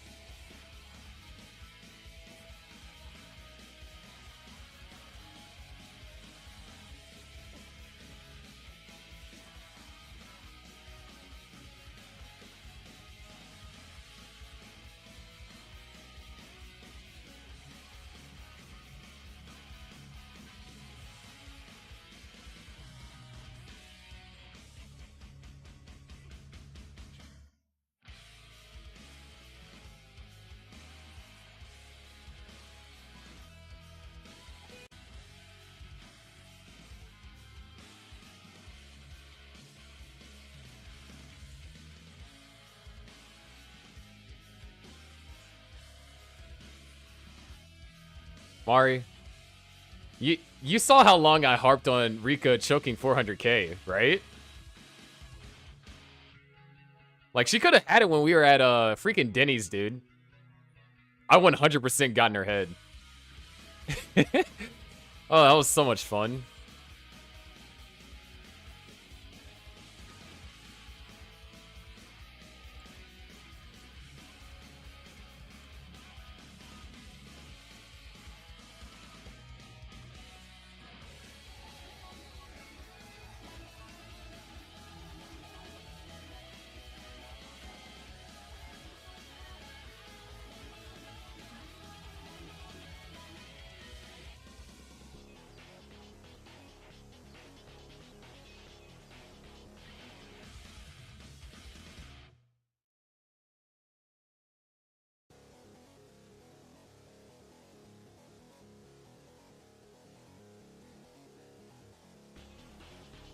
Bro, holy speaking about crickets, dude, one night, it was 2 nights ago.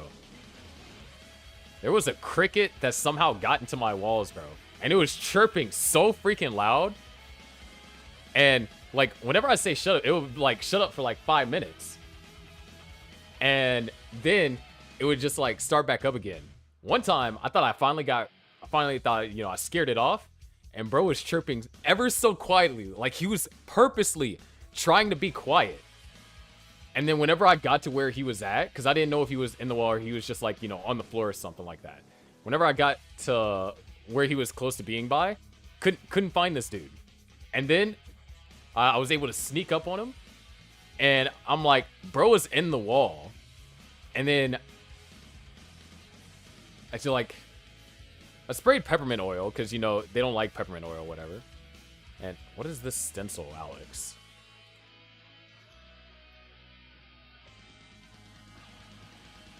A freak?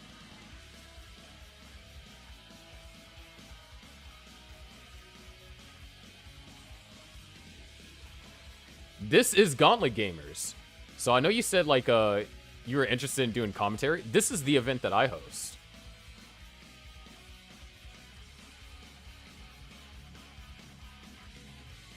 Now, we already got Alex T trying to play the,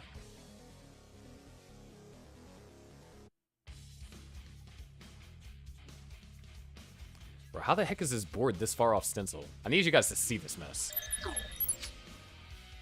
Look at the stencil, bro.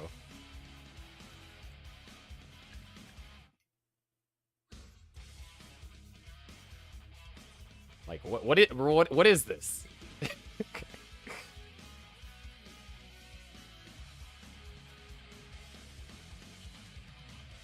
Alex T, flash your stencil real quick, my dude.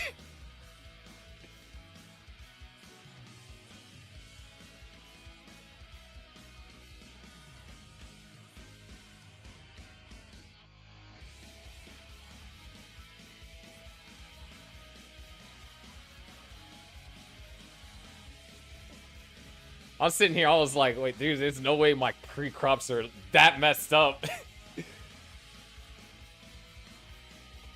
I'm excited.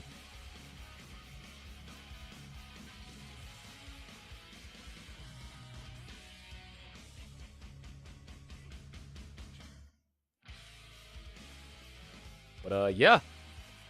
For those of you that have just got in while these players are warming up, I know it's going to look a little bit scuffed, but this is Gauntlet Ascension Super Week. We got 6 matches, although 2 of them are partial. Today, of course, you're getting the Drywellers versus the Millionaires. Then you have Drywellers versus Grandmasters tomorrow. You're seeing this exact same lineup. Well, not in terms of order, but you're seeing the same lineup tomorrow from the Drywellers going up against the Grandmasters, the #1 team currently in the league, I guess you can say. Then the next day, you'll have Ox Cords versus Stochastic. Pretty close. 9 wins, 6 losses for Ox Cords, 9 wins and 5 losses for Stochastic. So winner of that is basically locked their spot into the playoffs. Then Friday, you have a double header. Stochastic versus Eternal and Grandmasters versus Eternal. Pretty solid. And then that Sunday, you have Top Down versus Sparks and Minos, where you're going to get to see Blue Scooty, and you actually get to see Katsugiri make her debut as a max-out player. Pretty sure when Katsugiri played in her debut match, she did not have a max-out. She had a 9-set, she had a 1-off.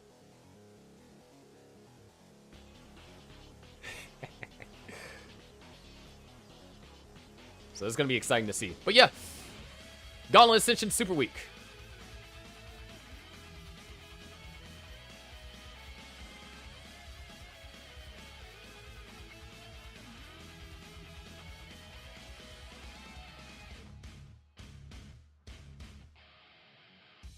There we go. Much better. See, look at that. Beautiful stencil. I'm going to send out a ping about the captain's match.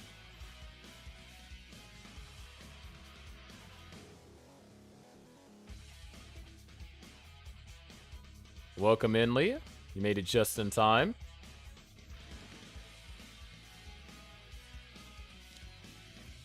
Let me go ahead and generate the seed while I'm doing all this social media stuff.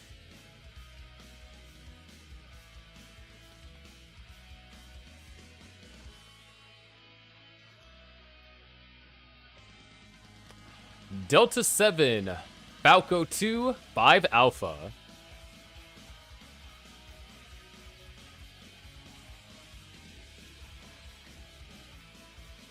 I'm not telling you who you playing until the time comes, Lapis.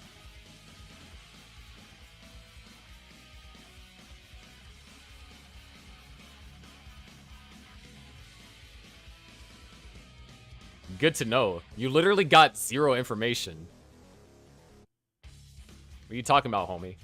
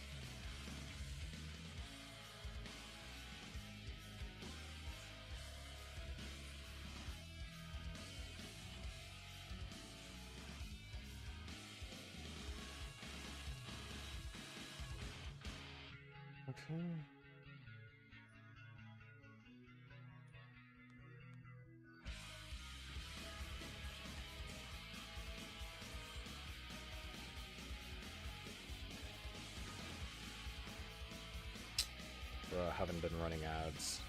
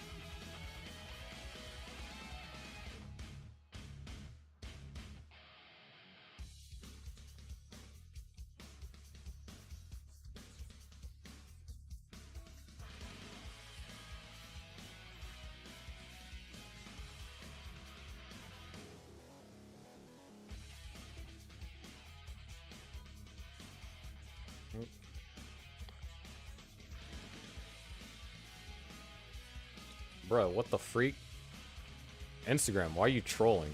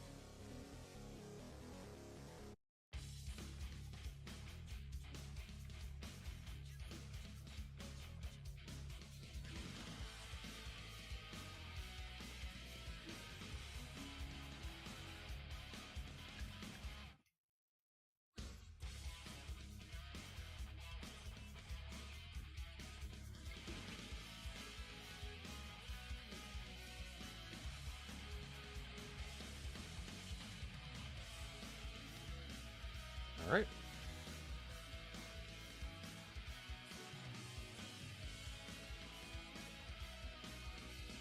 Okay, that's shared. Thank y'all for being patient.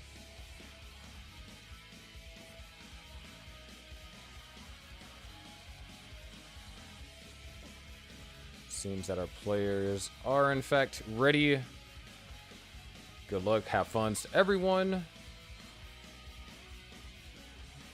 Let's go ahead and get this captain's match down. Alex T versus Miles. The Drywellers are up 2-0. Miles needs to win this in order to keep hope alive. The question is, can he?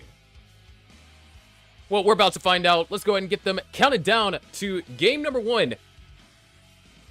Here we go in 3, 2, 1, Tetris.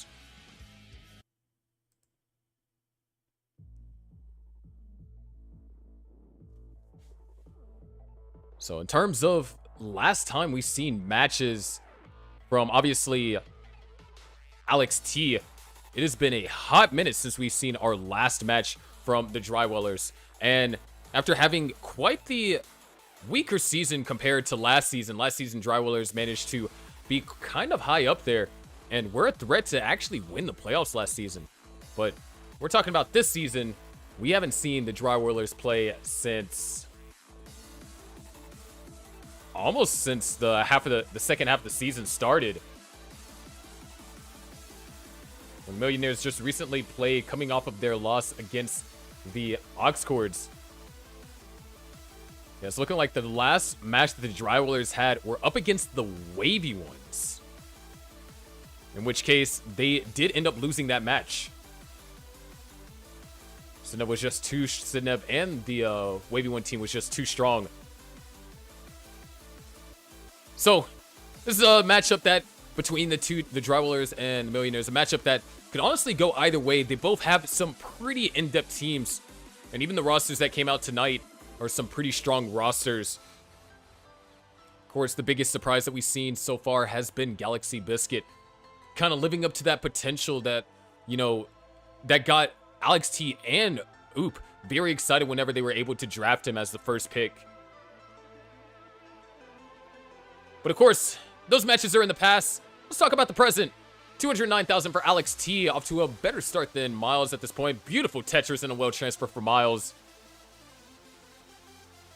It's going to be trailing by just under 2 Tetrises.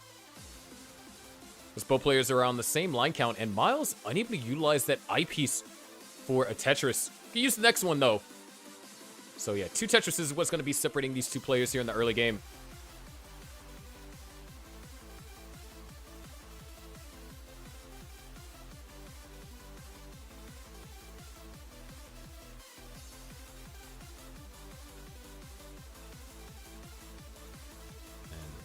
Miles, oh, interesting, going for the L spin right there. And actually, this might be an incredibly clever setup by Miles.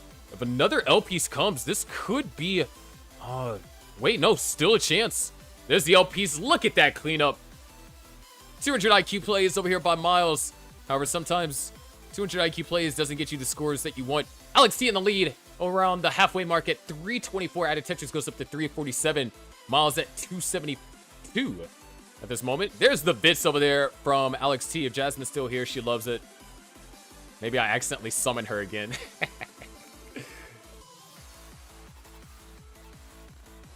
That being said, Alex T has been able to build up just shy of 100,000 point lead here in the level 18. And what's going to get interesting is whenever we get to the level 19 and the level 29 portion of the game. Now, as far as what to expect from these two players coming into this, and obviously these two players are some of the highest caliber players that we have in Gauntlet. I mean, they're captains for a reason. When it comes to true transition rates, Miles has failed to not transition. That was weird grammar. Basically, he's transitioned every single time. Alex T, on the other hand, has transitioned 94% of the time. But when it comes to scores, Alex T has an early top out adjusted median of over 1.2. Miles is sitting at a 1.16. And what's really going to be the scary part is whenever we get to that post 29, because Alex T's median for a post 29 score is double Miles, at least based off what we've seen so far this season. However, as we've seen already today, players can improve. Both players in chat before the match talking about how, you know, they're nervous. And to be fair, it has been a while since we've been in the last Gauntlet match.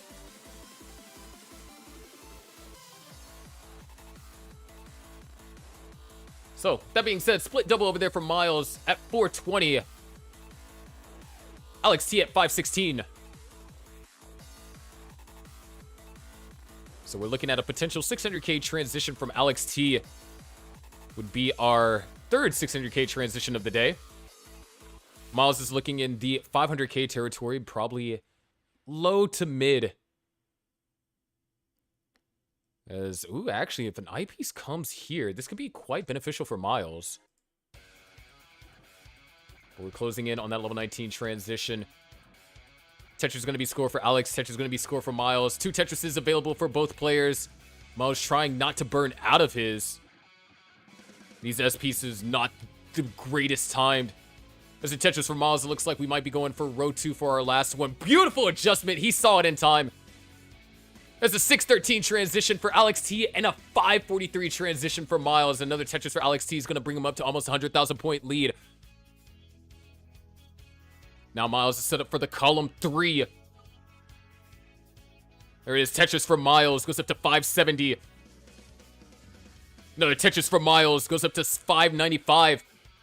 So down by 100,000 points. The Tetris for Miles gets access to that hole on the left-hand side. And now we're back on the right-hand side. So just like that, things have been kind of established for Miles and is now down by 70,000 points. As it looks like we're walking headfirst into a drought here. But Miles able to outlast it. Same with Alex T. Tetris is going to be scored. LJ dependency in the center of the stack for Miles. And Miles actually going to be able to utilize that long bar. Alex T couldn't use the subsequent one. And Miles can utilize the next one as well. So right now we're seeing a slight increase of efficiency on Miles' side. Meaning he's down by 2 Tetrises. But players having to do some burns. Oh, the Z-Vert. Does it work out? Yes, it does. Now needs a J-piece to get Tetris ready. Uses the I-piece instead. As both players now running into the same drought. Not quite synchronized on pieces, so they're just waiting. Double force over there for Miles. Keeping the left side open. There's the Tetris for Alex T. There's the Tetris for Miles. 742 to now 795. Make that 823 to now 770. A back and forth battle as Miles has closed the gap to now within 2 Tetrises. Nice adjustment. Kind of looked like a misshift at first, but then when you saw what the next piece was, proves that it was the right move. Another Tetris for Miles, another Tetris for Alex T. 831 to now 883. Players are synchronized. They're scoring Tetrises at the same frequency. Tetris for Alex T. Tetris for Miles. Tetris mastery at its finest right now. A 914 for Alex T. Goes for the skim, knocks down a Tetris. Miles went for a skim and knocks down a Tetris as well. Still, 2 Tetrises is what separates them. And until a player fails to utilize on a Tetris, we're still going to see this deficit. Ooh, Miles now in need of a T-piece. Great timing. Hits the T-spin, but couldn't use that I-piece. Alex T was able to find success with that one in Miles. Oh, wait. Double I-piece. That's great for Miles. Still, 2 Tetrises is what separates us here as we go into level 26, or rather, as we're in the middle of level 26. Miles, like the flat burn. This drought. Oh, Miles holds out for all the right pieces. A lot of burns being forced over here for Alex T. The well is covered. Where's this eyepiece? Getting a dose of Gauntlet RNG. Alex T couldn't use the eyepiece. There's the Tetris from Miles. We are separated by a Tetris at level 27. And Alex T could be in trouble. Goes for the tuck. No, he doesn't. Actually takes the triple. What a disciplined play from Alex T. You would think due to his natural aggression, he would go for the tuck to avoid burning. But instead, was able to bring the second to a safety passion. We are closing in on level 29 transition. There is 39 kill screens, so players do have to be wary. And speaking about being weary, Miles with a little bit of a misdrop needs an eyepiece help fill in that center well, or not center well, left well dependency. But players transition to 29, BO9 to now A83.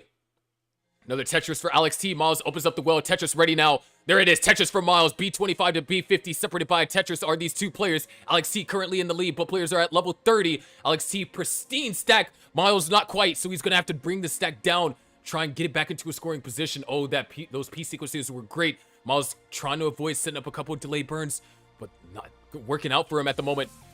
Alex T already with the 1.2. Miles' board getting up higher and higher. He's finding ways to survive. Look at this. Great burns over here from Miles. Keeping hope alive. Goes for the 5-tap. Trying to get something to go down in that hole. But now a hole has been generated in column 3. But Miles is finding ways to open it. C80 over here for Alex T. Almost a 200,000 point lead has been built up over the last 2 levels. However, it is not over. Miles has gotten the board back clean. He's down to the bottom. And now he's getting ready to go back into scoring position. D30 for Alex T. B69 for Miles. That's 1.3 to 1.1. Miles is now Tetris ready. Alex T also Tetris ready. Both players knocked in a Tetris. C11 and now D77. Alex T waiting for the right pieces. Couldn't find his skim, but he does find the Tetris instead. Miles, oh, getting a little bit tricky here. Having to do some burning. E22 for Alex T. Make that E65. Another Tetris was scored. Miles, 1 Mino shy being Tetris ready, but he's ready for the next one. C78. We're at level 35. Time is running out. Miles, all those long bars, none of them could be used for a Tetris. Had to go for the triple, but a Tetris is scored. D34.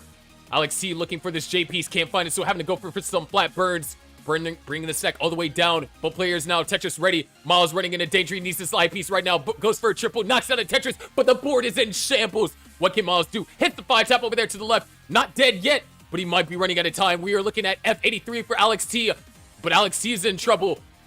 Goes for a tuck, trying to stay alive. There might be hope over here for Miles if Alex T tops out if he's not able to score, but Miles has to get into a scoring position. We're 1 level left, and we already got the rollover for Alex T. I think that might be wraps. Miles doing the best that he can. He's at E18. Alex T at the rollover, the 1.6. And both players just got into trouble at 27. E33. Miles with the 1.433. Not going to be near enough as Alex T with a 1.644. 14 takes game number 1. Damn, I miss Gauntlet, dude.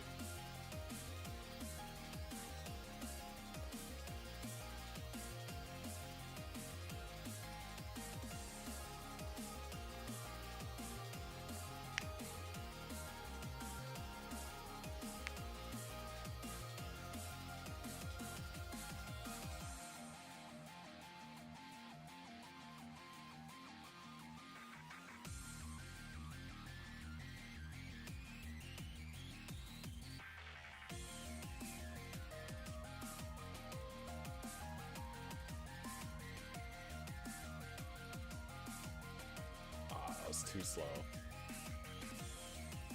Man, oh man. Feels good to be back.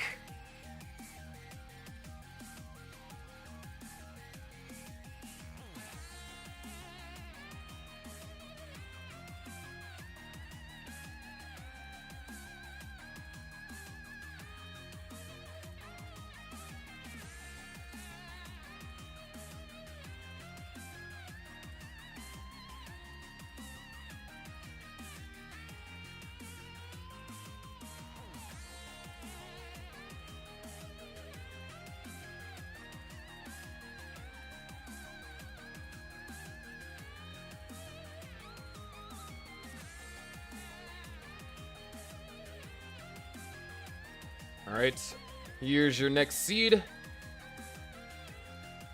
F6 4049. Any 49er fans in here?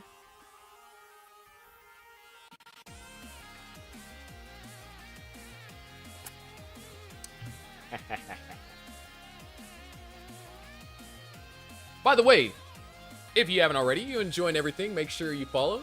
If you want to stay up to date with stuff happening with Gauntlet, you can join the Gauntlet Discord server. This is a very special week for Gauntlet, for those of you that are in the server, so you probably already know. But it is Gauntlet Ascension Super Week. So there is a lot of action going on. I'll show you guys on screen real quick while we wait for Alex T to confirm. But as you can see, we have a match happening basically every day this week. There's even two matches happening on Friday. Not something you want to miss. But, yeah, once we get the ready from Alex T, we are good to go.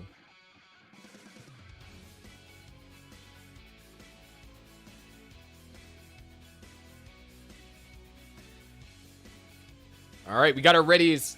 Let's go ahead and get them counted down. Here we go in 3, 2, 1. Tetris. And as you can see, J.I. Now, that game, I kind of gave a little bit of foreshadowing. You know, we dived into the stats a little bit. We talked about how Alex T had kind of doubled the potential in terms of level 29 or the post 29 play. And you really saw that on display, being able to build up majority of that lead in 29. And when it came to post-transition, they were pretty even. In fact, Miles was able to find just these tiny spouts of greater efficiency than Alex T. However, at the end of the day, when you're talking about at the highest level, we have it's a three-part game. You got 18, you got 19, you got 29. You can win on 18, you can win on 19, but if you can't follow through on 29, you might as well be in trouble. Speak about being in trouble, that's what Alex T is in right now. Nice little skim to try and keep himself alive, but he's going to need an L piece. Oh, he's going to need a lot more. Goes for the flat J burn. That might be the save he's needing. Can he get the I piece over? Yes, he can. These Z pieces are absolutely horrendous. We might be seeing another early tap out here from Alex T, but he says not if I have. Nope, that's it. Early tap out for Alex T. Miles is on the board for game number 2.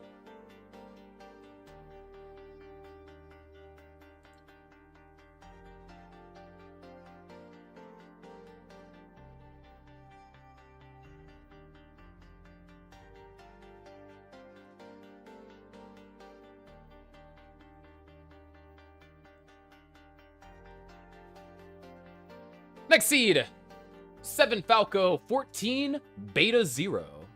That's 7 Falco, 14 Beta 0.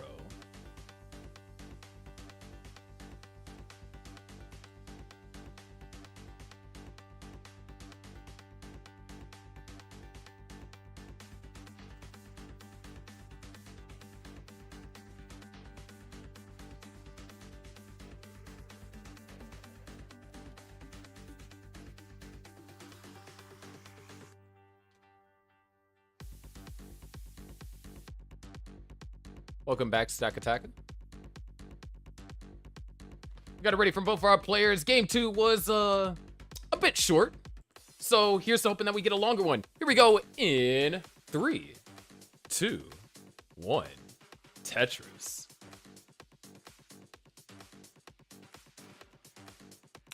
LZI is our opener. Pretty comfortable. And both players, get simul stacks here. Let's see when we get some differentiation. An early differentiation right there on where to place that S. That does mean there is an isolated L dependency over there in the stack for Miles. So hopefully he does find that L soon, and he does. And just like that, both players able to find both Tetrises. Miles trying to avoid building any I dependency. And Miles is going to get Tetris, ready before Alex T, but it doesn't matter. So despite the slightly different opening approaches, both players are able to find ways to stack accordingly. Some puzzles at work.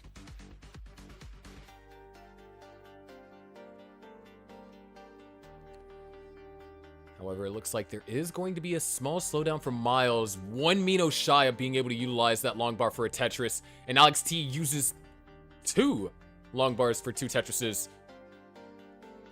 Miles back in the scoring position, though.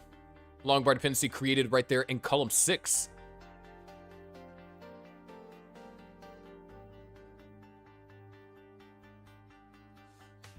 And, delay burn set up over here for Miles. And once again, double long bar, so didn't matter. But we're going to have a bit of a more efficient opener over here from Alex T. And in game 1, because game 2 didn't amount to much. Game 1, we did see Alex T get a 600k transition, and it was Miles who was behind by, I'd say, a pretty decent amount of 18, but it was just those couple of Tetrises that he was able to find, I want to say, through level 21 through 23, that allowed him to close the gap to within just around a Tetris or 2. Or it was 2 Tetrises, and then towards the latter part of 25, it was a Tetris. So despite there being a discrepancy right now in terms of scoring, you can always count on Miles to find just a little bit of efficiency somewhere. And hey, who's not to say that Alex T won't misdrop? Or RNG forbid get into another situation where it was perilous. Because Alex T definitely could have survived what happened in game 2. It was just those Z pieces weren't necessarily cooperative. They really wanted to put him to sleep. And, well, they delivered the knockout blow. But right now, these paces are going to knock you guys out. 276 for Alex T, 261 for Miles. Miles slightly ahead in lines, but pace is pace. And 300,000 before that 60 line marker is where you want to be if you want a 650 transition. And Alex T is kind of threatening that at this point. Miles, once again, just a lot of untimely long bars for the way that his board has been built throughout the duration of this game.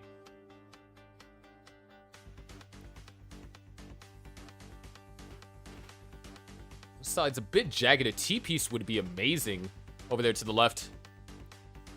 Doesn't find it, so is going to have to do an alternative solution instead, but not before getting Tetris ready. Alex T has done nothing but expand the lead by a Tetris, which doesn't sound like a lot until you look at the scores and realize that players were separated by 60,000 points at that moment. And they're kind of separated by 60,000 points right now. 438 to now 382. We're actually looking at a pair of 600k transitions. Miles is going to have to work for his just a little bit harder. Alex T, on the other hand, threatening to have 500k before 100 lines. Just been able to have a greater utilization of the long bar. And if it comes, no, not for some reason, I felt like the Vits was an option. It was there.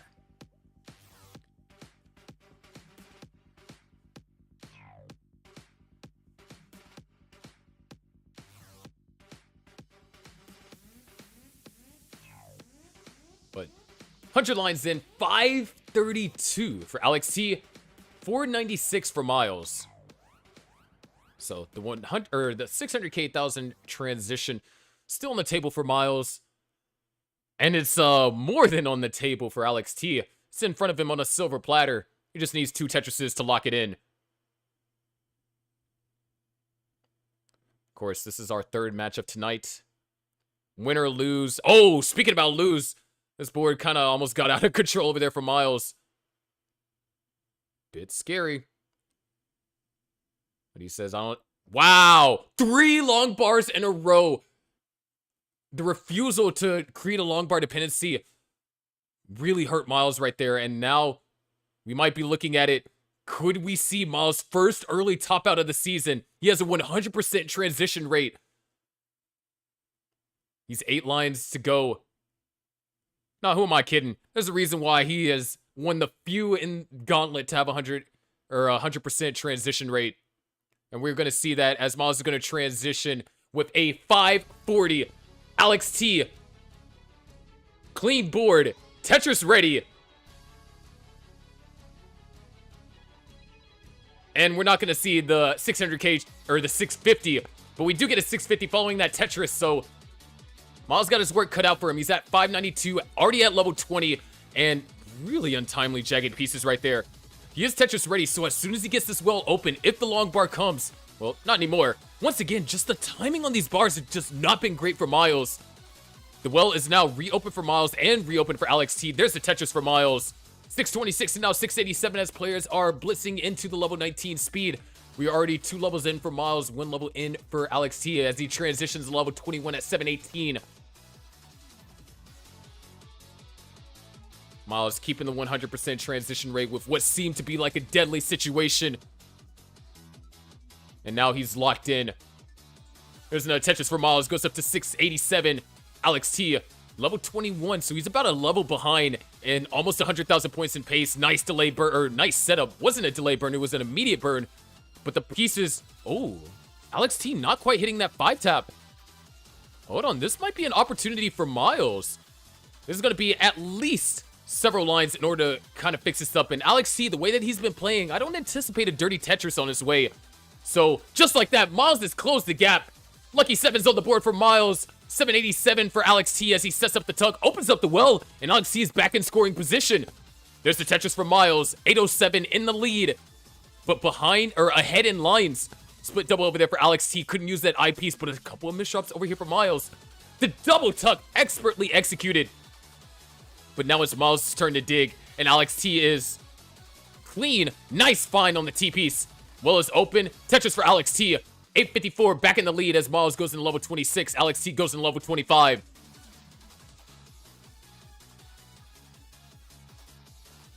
Miles setting up for the dirty Tetris. Finds it. Perfectly executed. 885 to now 918. And Miles gonna try and get set up for another one. Pieces aren't cooperative, so he's gonna have to burn this out. A J piece would be a godsend. A J piece or an I piece. Finds neither. Okay, there's the I piece, but now L piece dependent. Couldn't get this L piece. Once this burned, can't find it. Dirty Tetris set up over here for Miles. Alex T with the max. Miles at 935. We're about to end the level 19 or level 29. The transition is inbound. Can Miles? All right, there's 979. Board has been cleaned up for Miles. Set up for a Tetris. Alex T at 886.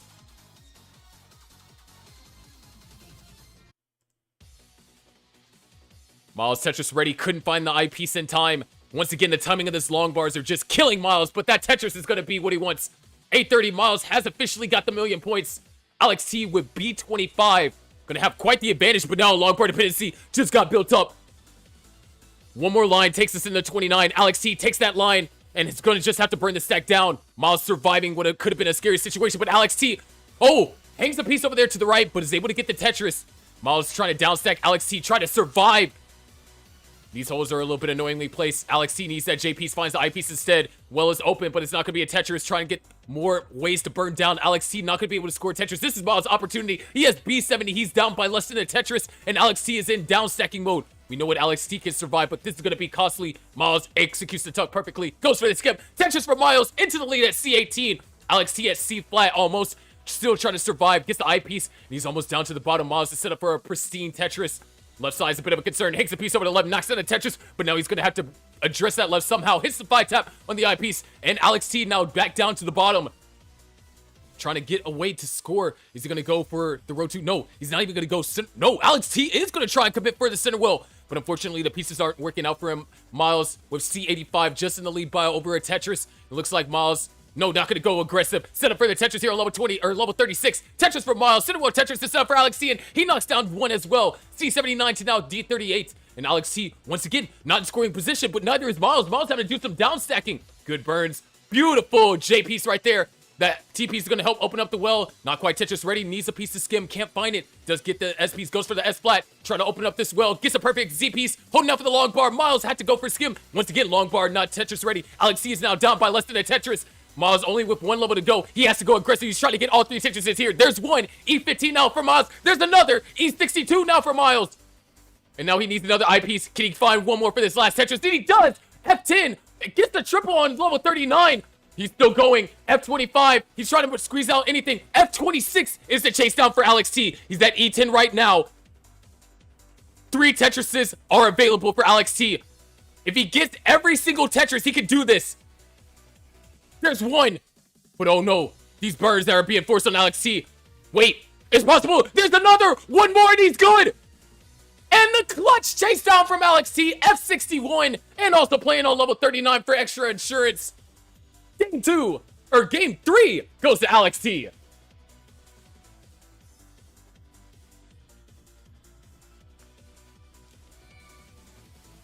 Holy hell, bro.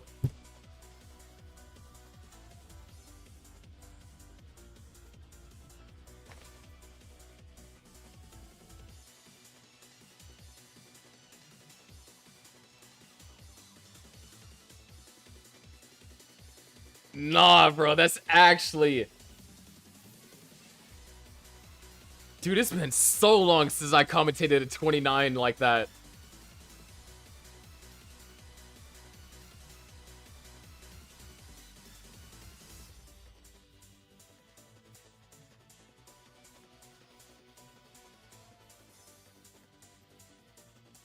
Oh my freaking gosh, dude. What a game. What a Game 3. Drywallers are 1 game away from getting a mercy rule on the Millionaires and starting their path to securing their spot in the playoffs.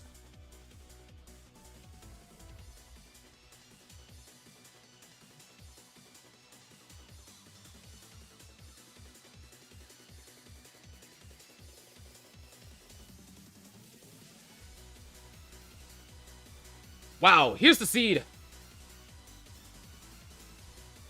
6 Epsilon, 1 Alpha, 73.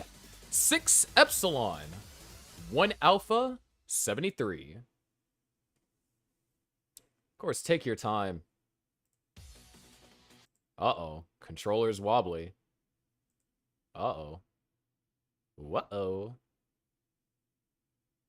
Might be in trouble. Can we see a decider? Oh no, who knows? But man, oh man, are you guys enjoying this? I miss Gauntlet so much, dude. It's been so much crap that's been going on. I've missed Gauntlet so much. And you get a full week of this. Alex T comes back tomorrow to play SB in the Grandmasters. So it's going to be more of this action. If you are enjoying, of course, and you're new around here, make sure to drop a follow. If you're really enjoying, a sub is a great way to, whether it's Twitch Prime or something, it's a great way to support everything that I'm doing. Or if you're watching on YouTube, channel membership also works.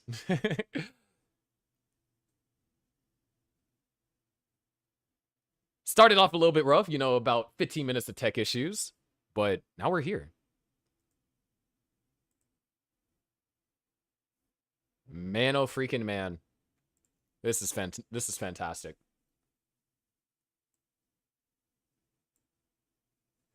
All right.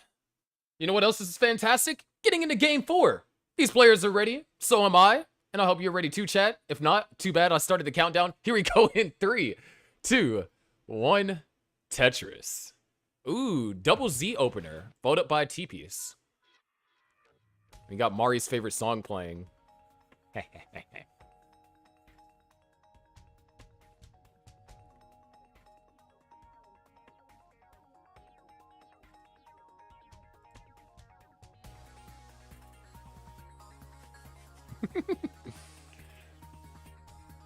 Start things off. Players both able to find the Tetris pretty effortlessly. And Miles actually able to find a Tetris off of all 3 long bars. He's not going to be able to find one off of the 4 if doesn't have enough of the board upstacked. However, we do got a flawless Tetris rate for Miles to open up with. Not anymore. Commentator's curse.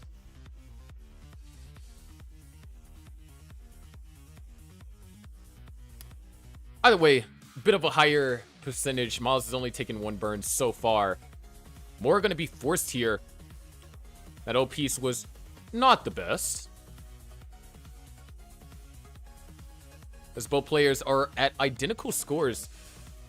And that's 2 long bars Miles couldn't use. Alex T was able to find success with him. And we saw this trend happen in the last game. The timing of the bars was just very unfavorable to Miles. Even if just one of those bars was timed a little bit more friendly, Miles could have either got out of the dig going into transition a bit earlier, could have scored a Tetris, and that was what was the difference at the end. It was a Tetris. Probably on the later 19 speeds, but still the point stands.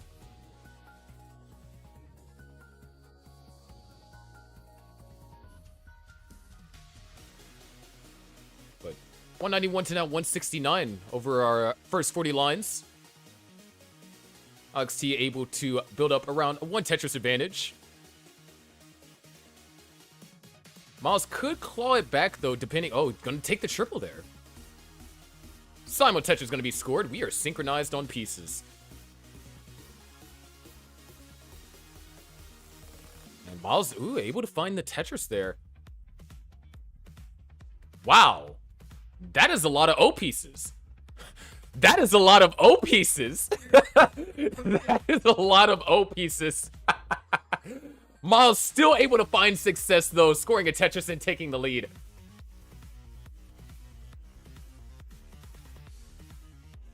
Gauntlet RNG at its finest, I tell you.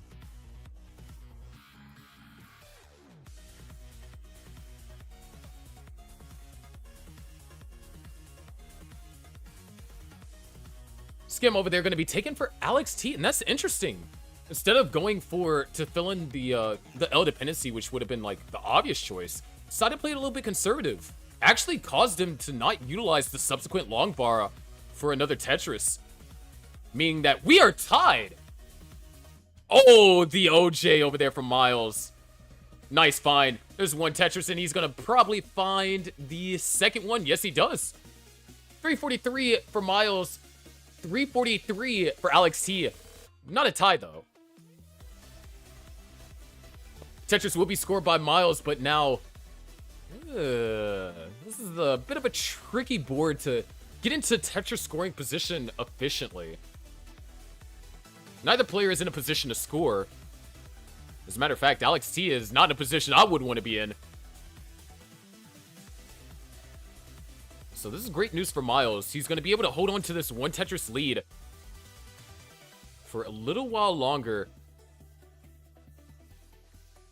Alex T opting to go and fill out the left. I love that J burn, utilizing that T piece for a clean burnout.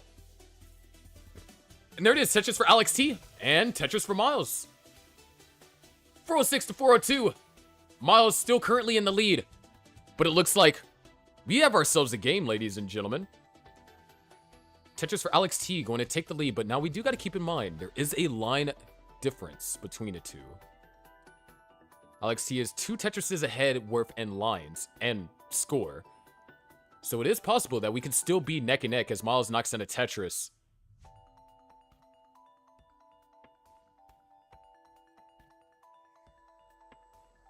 Level 19 looms. 3 Tetrises available for Alex T. 5 Tetrises available for Miles. There's 1. There's another.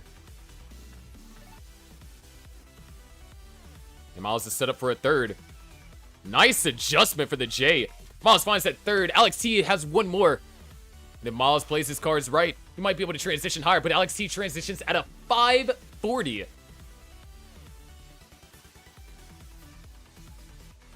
There's the Tetris for Miles. One more available. And Miles transitions at a 547. 7,000 points is what separates us here. Game 4. Miles has to win this to bring us to a decider. Alex T has to win this for the Drywallers to guarantee the match, regardless of the outcome of the final match for tonight. Ooh, a lot of tucks being forced over here for Miles. Beautiful delayed burns. Great T-flat burn. Well is open. Tetris ready. And there it is. Tetris for Miles. Tetris for Alex T. 599 to now 620.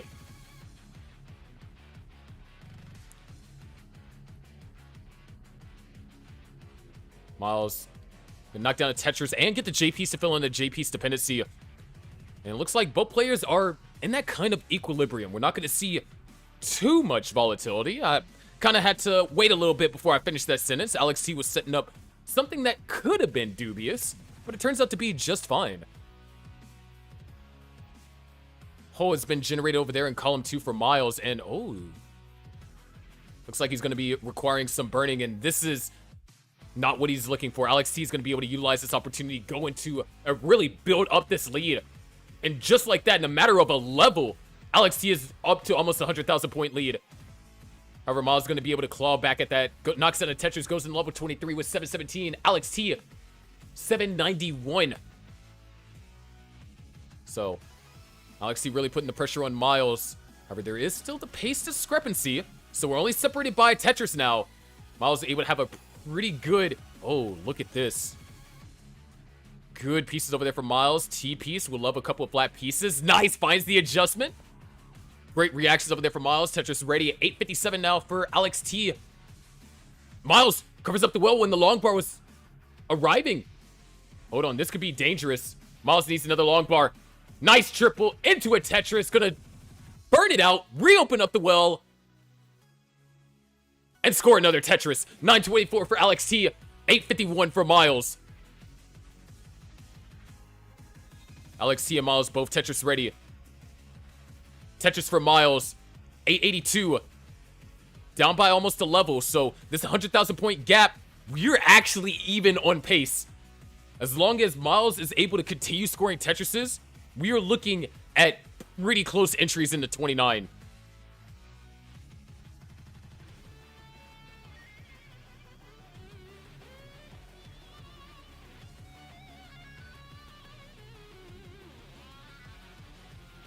Miles, JP dependent, finds it. 896 is Alex T's score.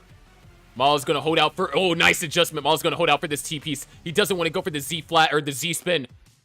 And he's going to be forced to. He's not getting that T-piece. He's not going for it. Now he goes for the Z-spin. Alex T goes into 29 with a BO4. Two skims going to be forced over there from Miles' side in order to get Tetris ready. Alex T having some issues with that left-hand side. The pressure might be getting to him. He needs to hit this 5-tap. This is very crucial. Miles goes into... Oh, no!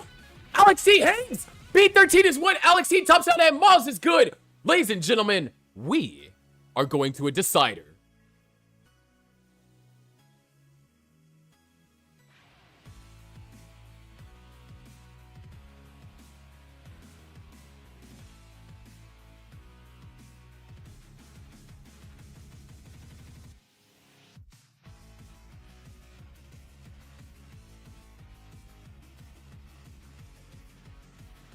C71 at 31. Miles might be able to cook something up here.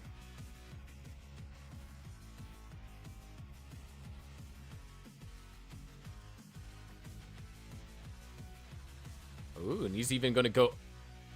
Dude's playing aggressive. D52 is the top out. Very well done.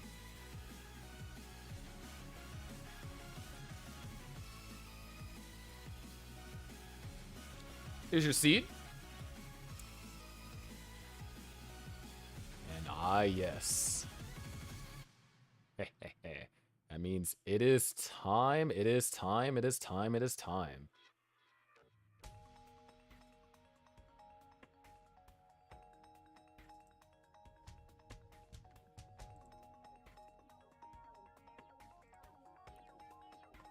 It's time for the good old-fashioned Gauntlet music combination.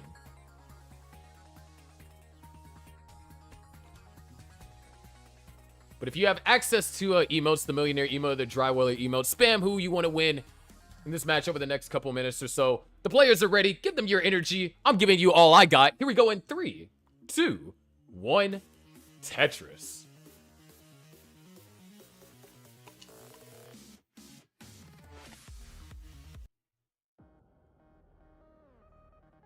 So, there you have it. Back and forth, the wins have been exchanged between these two.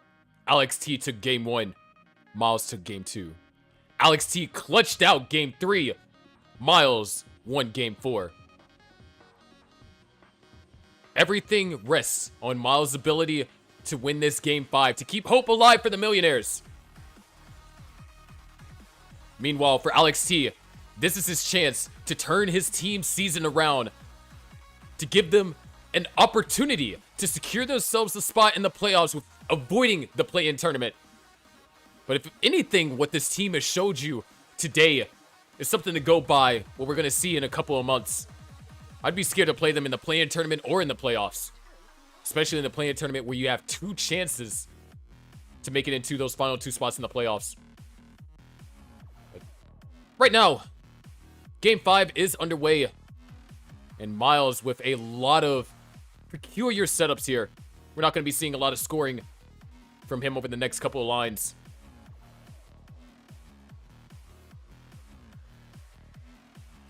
And oh, a little bit of a misjudgment there. Miles probably thought that that was the S.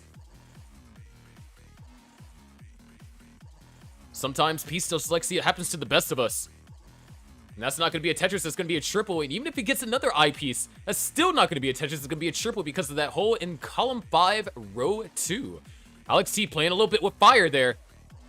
He's just going to burn it down. JP's dependent. And there it is. Alex T's back.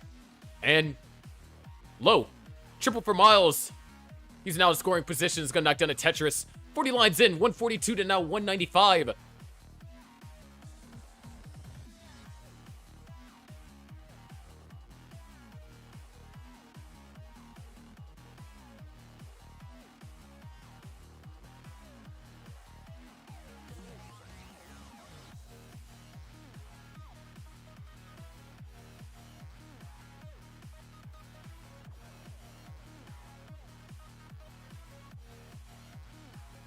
Miles gonna just operate off this row 2 here.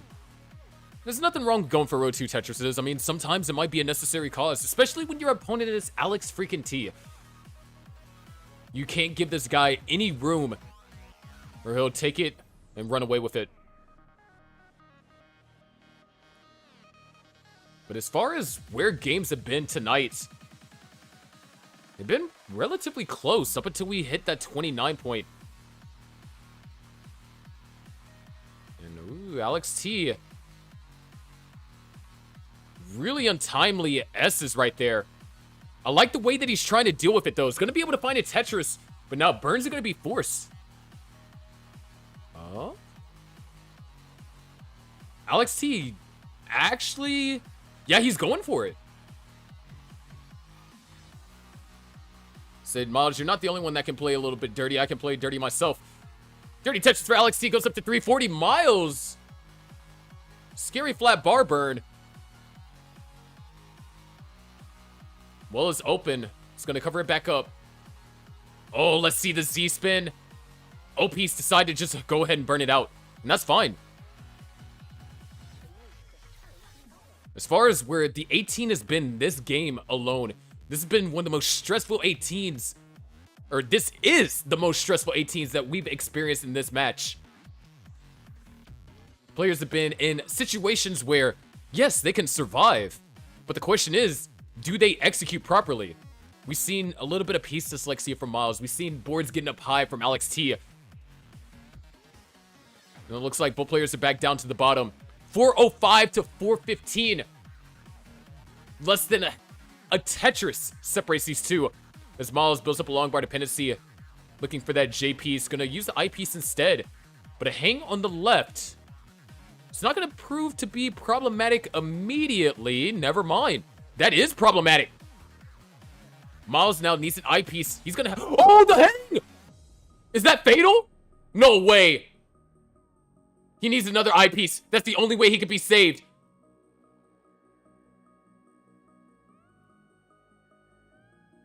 He freaking lives. He keeps the 100% transition rate alive. He lives that. Clutches out the eyepiece over to the left. Finds ways to downstack without getting another eyepiece. However, we are only 10 lines away from transition.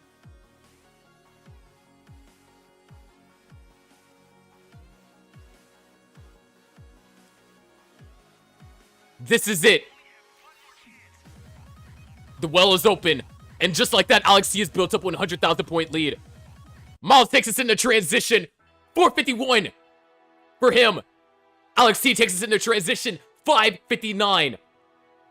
100,000 points is where Alex T currently resides in the lead. Beautiful delay burn setup over there for Alex T.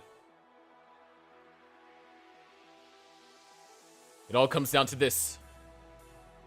Both players now level 20. Tetrises have been scored. Miles not going to be able to get any more O's over there.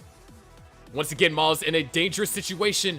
Not necessarily in danger of topping out, but how is he going to score? No way. No, he's not going to go for it. Alex T is going to be able to take advantage. He's currently at 663 after scoring that Tetris. Miles is in danger. He's now trying to down stack. A couple of doubles going to bring the stack down to a lower piece. Another double. Going to be very useful right there. Going to get access to that hole, and he's just going to try and burn this out the best that he can. Alex T opens up the well, knocks out a Tetris. Looks like there was a little bit of hesitancy on that eyepiece, but it does find its mark. Makes it all the way over to the right-hand side. Both players not in scoring position, but Alex T is closer.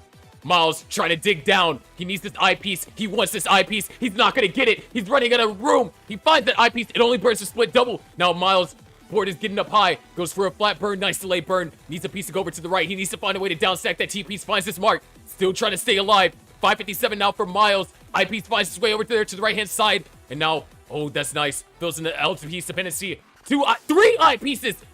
Really bad timing for them. But Miles still finding a way to make it work. Trying to get a way to open that up. Once again, more holes are being generated. Miles now needs the eyepiece over to the right-hand side. He's been up top for basically the entirety of the post-transition, but he's finding his way. He's down stacking. Alex T, 746, pristine, clean, knocks out a Tetris, goes up to 776, and Miles is almost there.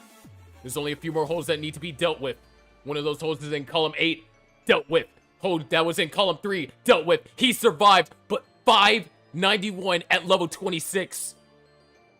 If Miles wants to win this decider, he's going to have to hope on Alex T to poorly utilize 29 play, and he's going to have to play out of his mind.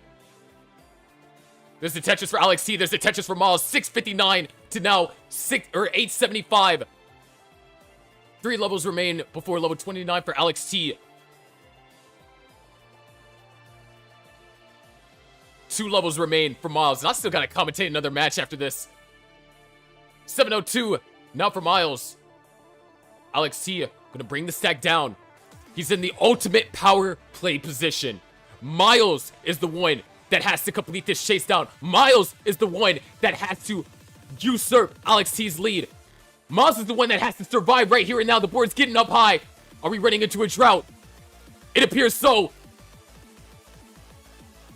2 lines left till 29. Miles needs this eyepiece. He needs it now. No eyepiece. Miles stops at a 716. Nothing he could do. Alex T, being the 3rd player on the Drywellers to sweep a Millionaires player in this match, takes game number 5, takes the decider.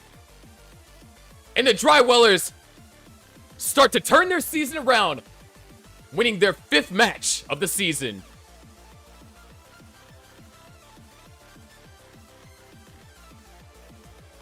Oh, not sweep. I didn't mean that Alex T swept Miles. I meant the team swept. So it was a sweep and a decider at the same time.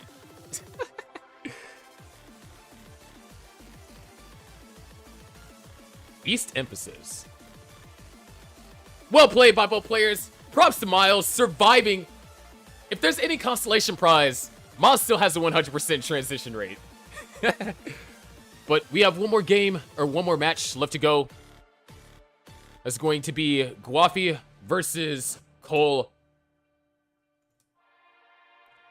And it's still going to be very important that Guafi wins this match. Because if the Drywallers do only win 4 out of their next 6, then that match difference is what's going to be a tiebreaker. But ladies and gentlemen, don't go anywhere. We have one more match for tonight. Gonna head to our intermission. We will be right back with more action here on Gauntlet Ascension.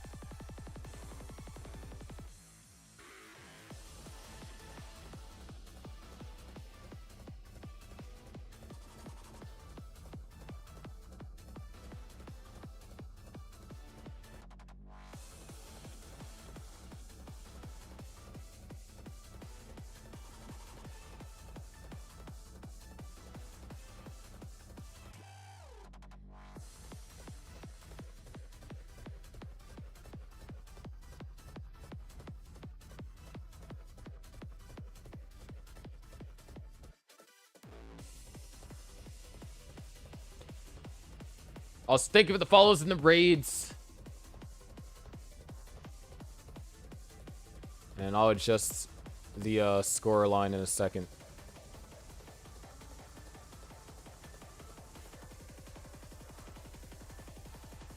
I gotta get back into the swing of doing this because there's a lot of moving parts to the Gauntlet scene. I am the commentator, the producer, all that.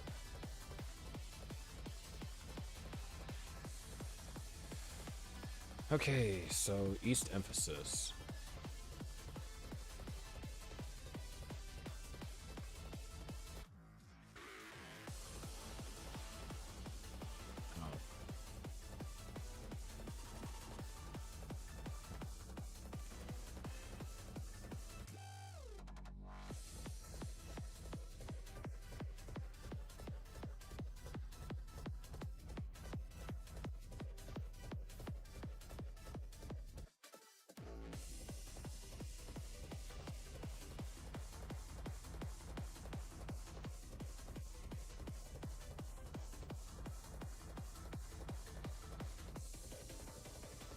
But, how did you guys enjoy that last match? Oh, well, you still might be an ad. But for those of you that don't get the ad, how did you guys enjoy the last match?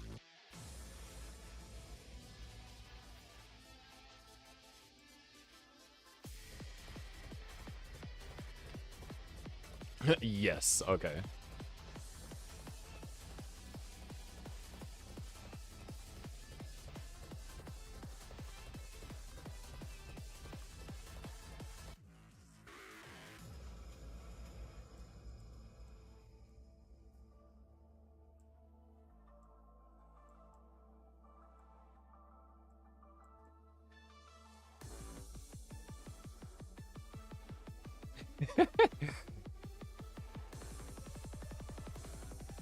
I get what you're trying to say. I get what you're trying to say.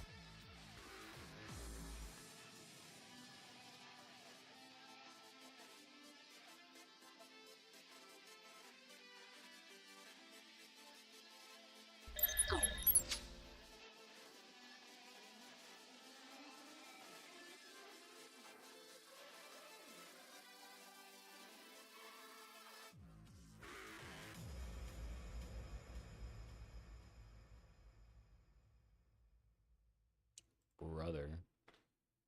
All right, CSPS.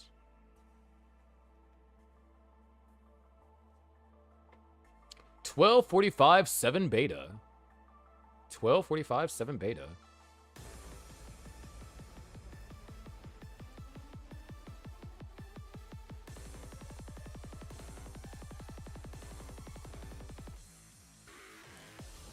Welcome in, Pokey. You're just in time to see our final match for tonight.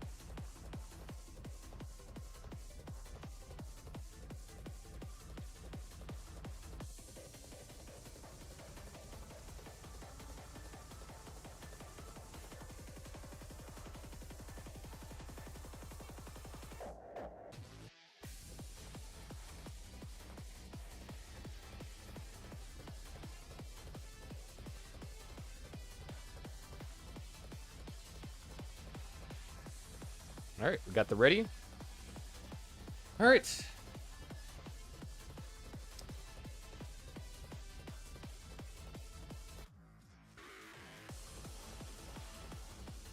Be a 3.5 hour stream, bro.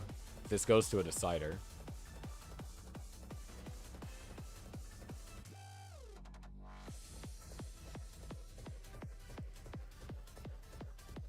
Unless it's a quick decider.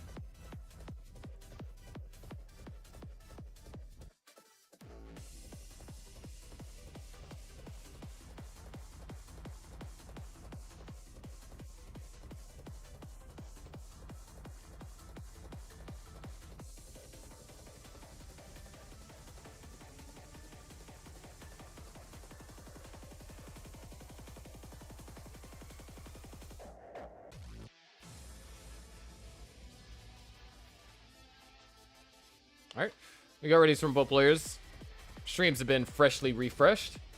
Let's go and get them counted down to game number 1. We go in 3, 2, 1, Tetris. See, I, Z.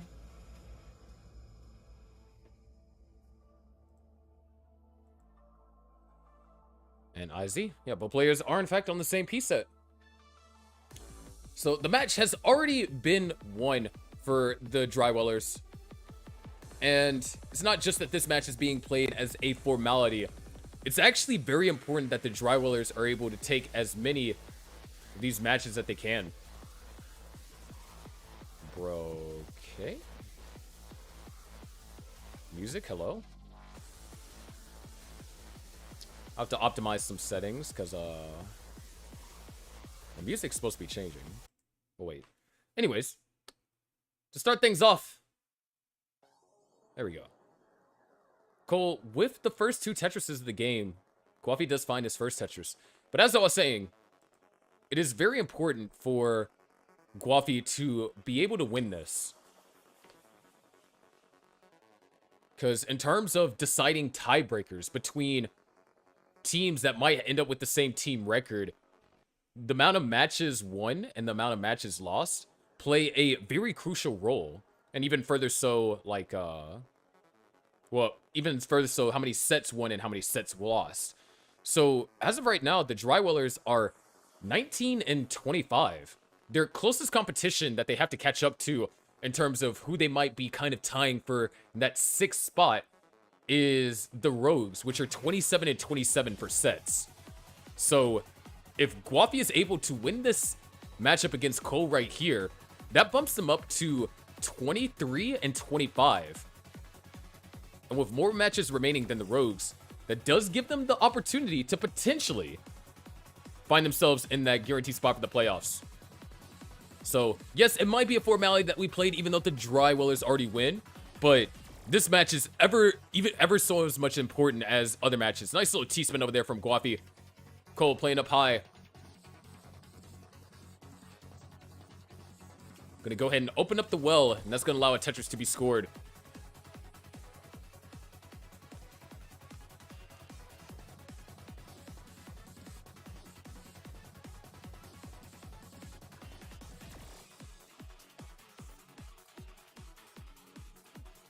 So, it's definitely going to be a tough position to be in.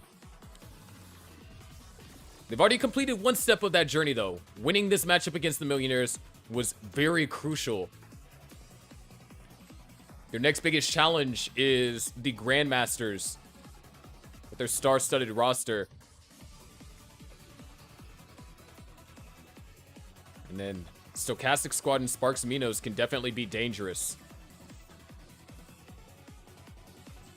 But we'll see when the time comes. 229 for Guafi, 237 for Cole.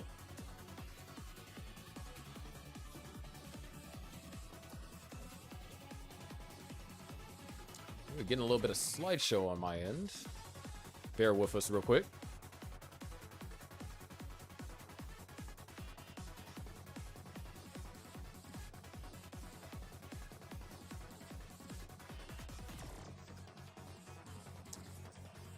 This is going fine up until now. I'll figure it out. Hopefully OBS just doesn't crash. 329 now for Cole, 229 for Guafi.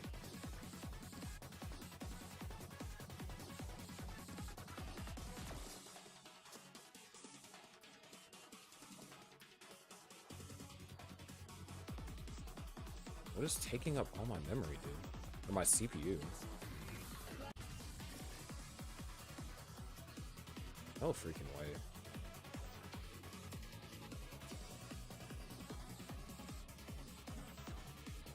Okay, OBS is just kind of being whack at the moment. So I guess I kind of just have to bear with it for the time being. But in the meantime, 381 for Cole, 349 for Guafi. Cole is ahead in lines. So Guafi with the pace advantage.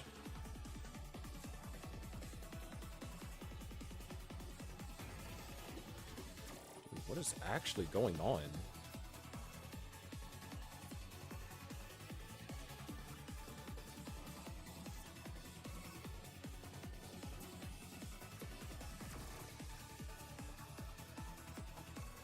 Hold on 1 second.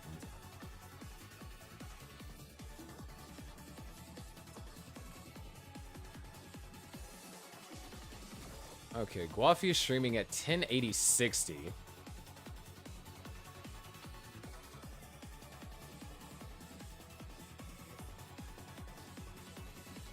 That might actually be the cause.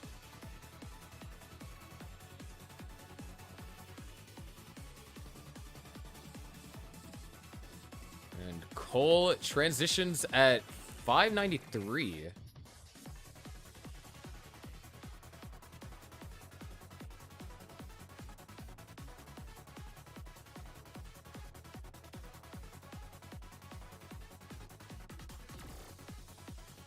Okay.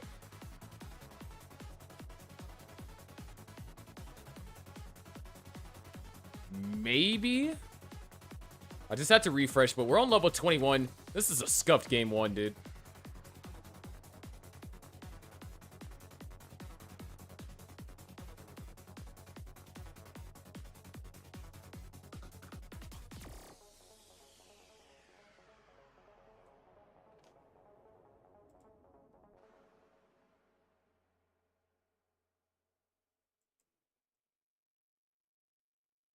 Bro, my mess is actually getting cooked. Anyway, 732 to now 746. Both players at level 22. Hopefully that's some more updated score update. Updated score update. Very redundant sentence.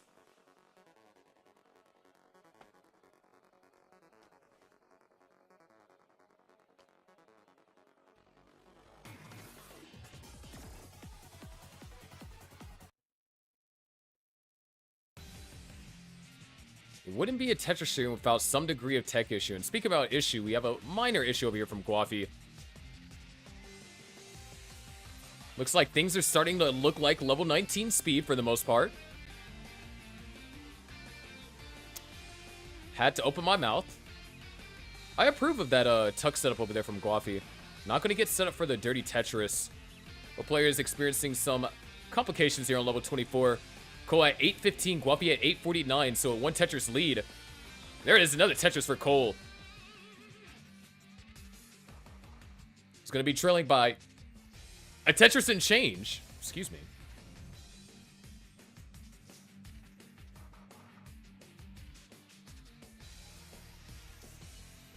And oh, not able to get that piece all the way over to the left. Tetris will be scored, but now there is burns that need to be addressed. Guapi at 950. We're seeing a crap ton of good paces over here from our last 3 matches. A lot of early maxes being thrown around. And ooh, Cole actually in a little bit of danger. Needs that J piece. Does find it. Still have 15 lines left till 29. So as long as the board can get under control, Hope will still be alive.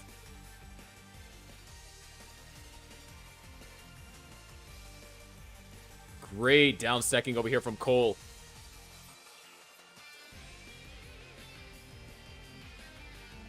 $976 now. Guapi only in the lead by a Tetris. Now 2 Tetrises as he goes into 29 with 848. Both players on 29 now. Guapi experiencing some complications, but so is Cole. Neither player ready to score. But Cole will be getting there shortly. Well is open. Gonna go for a flat eye burn. Skim to get Tetris ready. Tetris for Cole. A31. There's the max. Guapi knocks out a Tetris. Goes up to B31. Another Tetris for Guapi.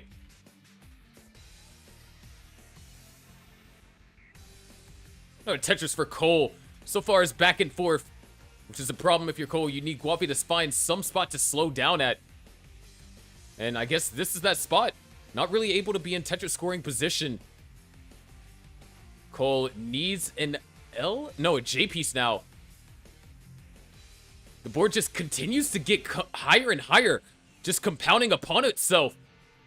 Cole gets the I piece over. Knocks out a Tetris. B44 to now C39. Around 100,000 points is what separates them. Cole brings the stack all the way back down into almost a scoring position. Needs to deal with that hole in column 9. Guapi. Board is down at the bottom. Can't get Tetris ready sooner than Cole. Looks like that's what he's trying to do. We're a bit halfway through the level 29 portion of our game, and Guapi's board is getting out of control.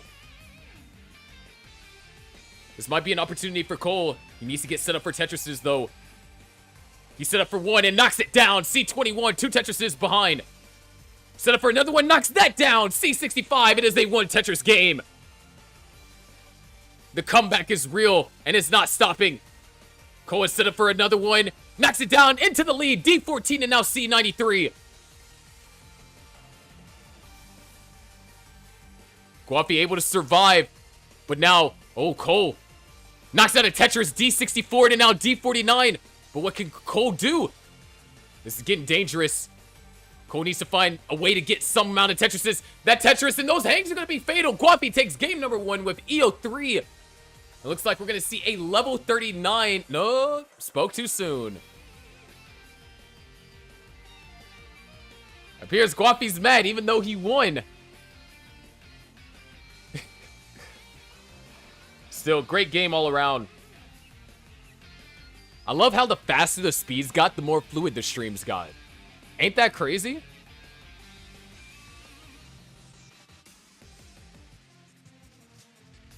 I'm gonna give both a refresh.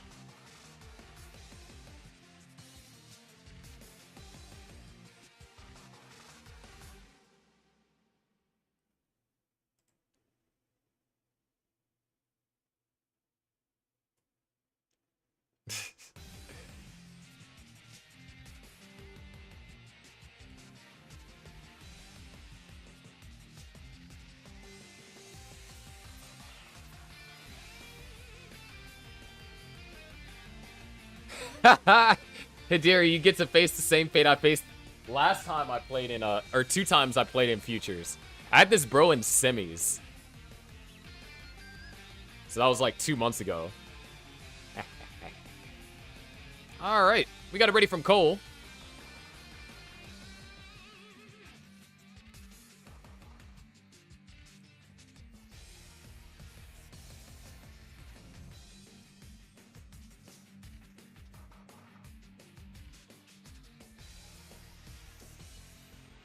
Okay, Mari.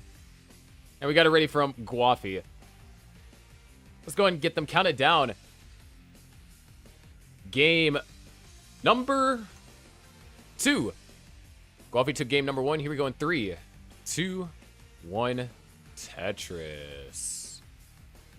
There we go.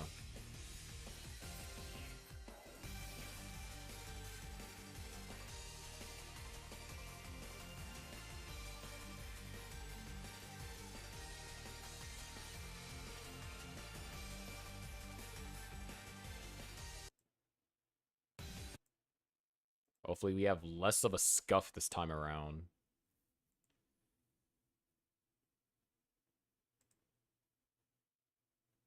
What is going on? My music died. That's fun. Anyways, Tetris over there from Cole. And a Tetris from Guapi, so both players are on the board.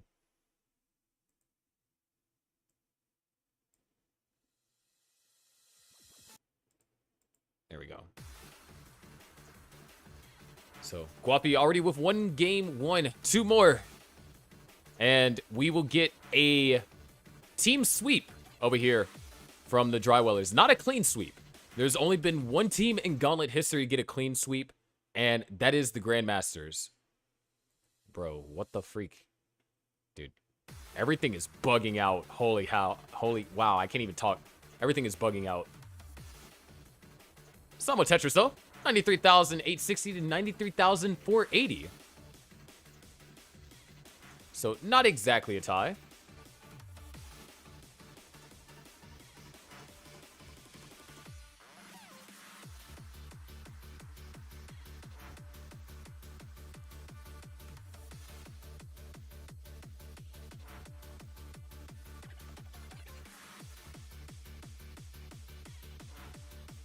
I'm saying Tetris, bro. Streaming on the alt at 1080p, 60 FPS. It's just the gameplay. I understand if it was like, you know, a stream, like, you know, you're doing like casual stream. But nah, bro is cooking my browser sources.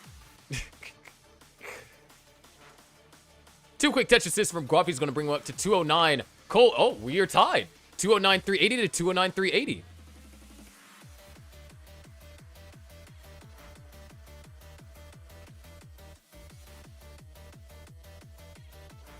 And that tie will be broken with a Tetris from Cole.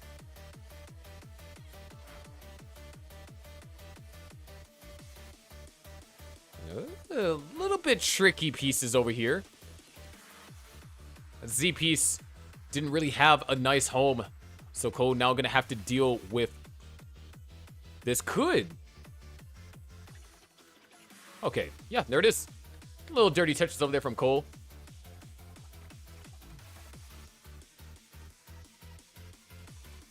Give the nice little 200 IQ emote. Unfortunately, is getting hit with a 200 IQ drought. No eyepiece in sight. There it is. Finally able to fill in the long bar dependency. No burn lines, though. But this could be a dirty Tetris. Yeah, commits to it. Dirty Tetris is found. 308 to 311. Both players at identical line counts. So Guapi is going to have the slight lead.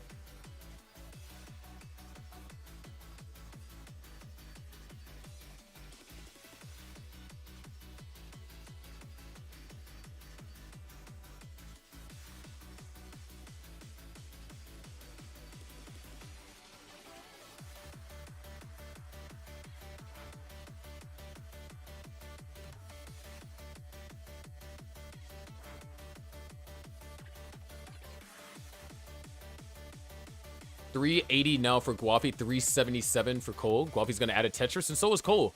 So, we are separated by a couple thousand points. This is quite the game we got in our hands.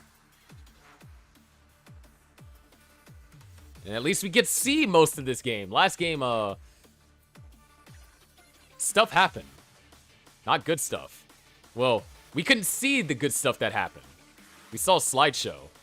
And right now, I'm seeing an L piece being needed over there for Cole. Does find it. Can we get a T? Oh, just gonna go for the double tuck, actually. One for Flair. Not respected. And apparently, this game's not one for long bars because we are in a small drought. Guafi finds the long bar and so does Cole. 450 to now 455. Somewhere Guafi was able to sneak a triple in there. That's all that's separating them at this moment. Oh, there's another triple over there from Guafi. And Cole held out long enough. 475. Nice adjustments. But hold on, we might be getting a little bit too dangerous here.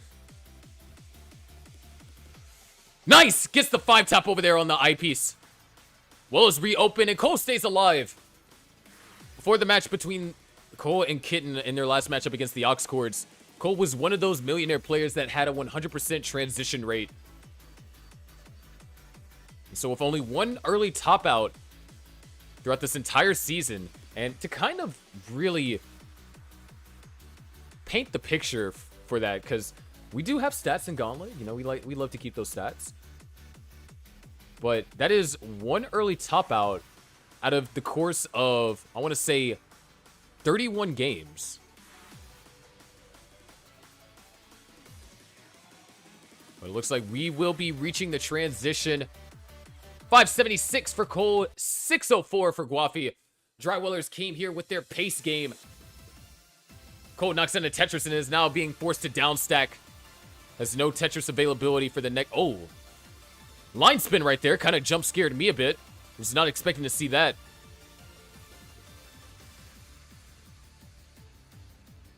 And now Cole just trying to find a way to maneuver through this.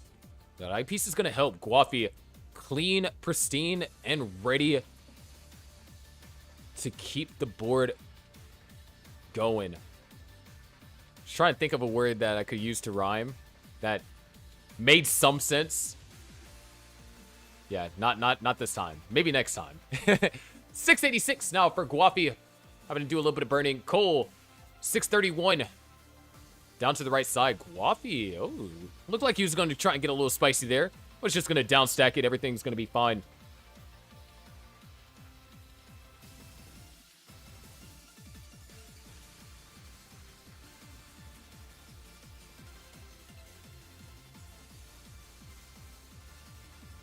There it is. Cole at 647.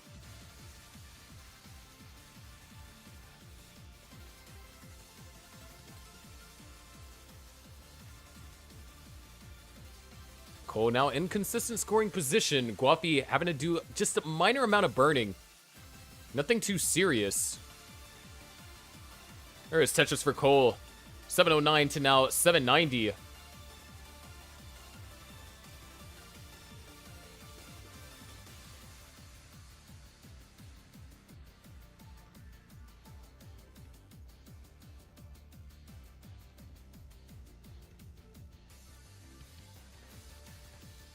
There's Tetris over there from Guafi.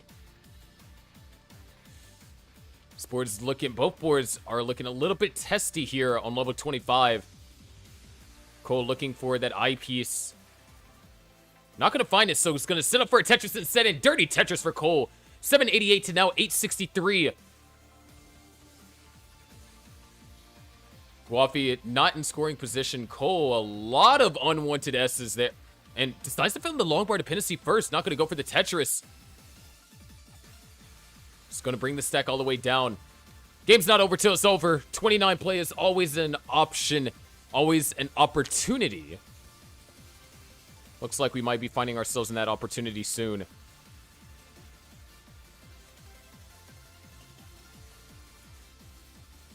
Both players clean on 27. There's the Tetris for Cole. 876. There's the Tetris for Guafi, 917.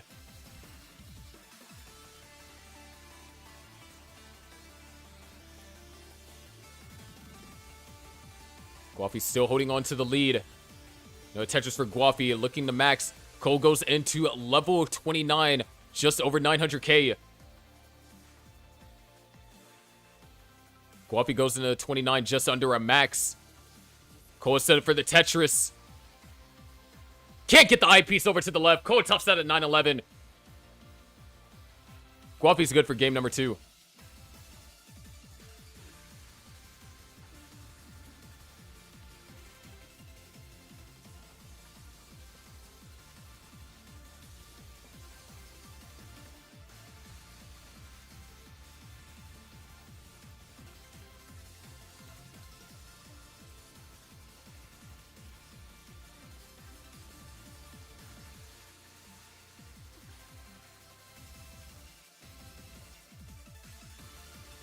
Yes, please change your resolution, dude.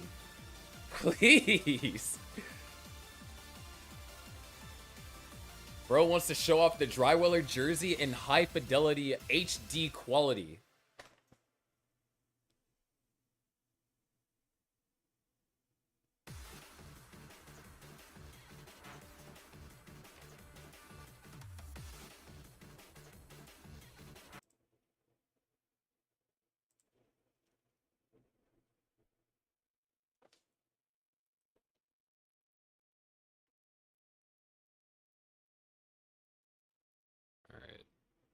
Let's refresh Cole stream.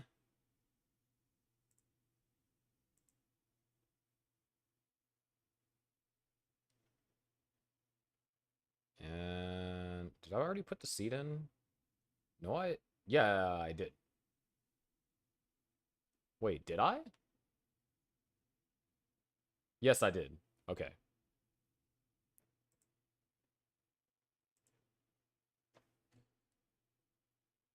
I'm really out here be like, did I do that? I don't know. Did I? Maybe. Did I? I don't know. Sometimes it be like that. Sometimes it really do be like that. But we are at game number 3. Guapi looking to be the 3rd player on the Drywellers to sweep a Millionaires player tonight. Cole looking to keep this match alive. And potentially start his own reverse sweep. Or own sweep of a sorts. Of the reverse variety.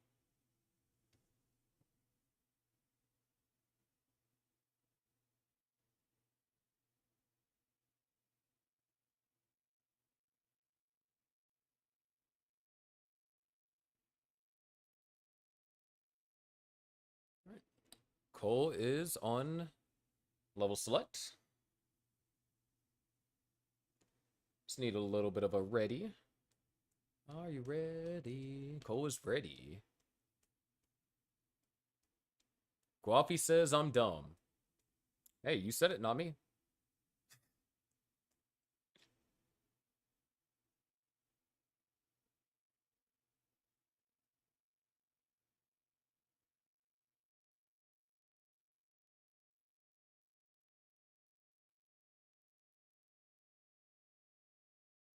All right, both players are ready. Let's go ahead and get them counted down. Here we go in 3, 2, 1. Tetris. Yo, Simul starts? You love to see it? I love to get my music to play, but oh, frick you. It's about to restart again. I can feel it. Either way, Guapi on the verge of sweeping Cole. Cole looking to start a reverse sweep.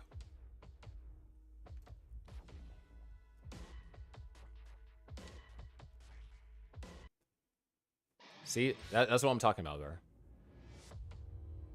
All right, this will be fixed tomorrow. This is the first stream back. Getting in the swing of things, right? I forgot how complicated Gauntlet is to produce, despite how, like, simplified the scenes I made. I'm about to get ahead of the schedule, too. I'm gonna create all the assets for Super Week tonight. That being said, Cole with a flawless opener. Guapi, not flawless. So there it is. Everyone can go home. Cole wins. Perfect Tetris rate. He wins at Tetris. Not, if only. If only. Honestly, that'd be a real interesting competition. Same piece sets. First one to burn loses.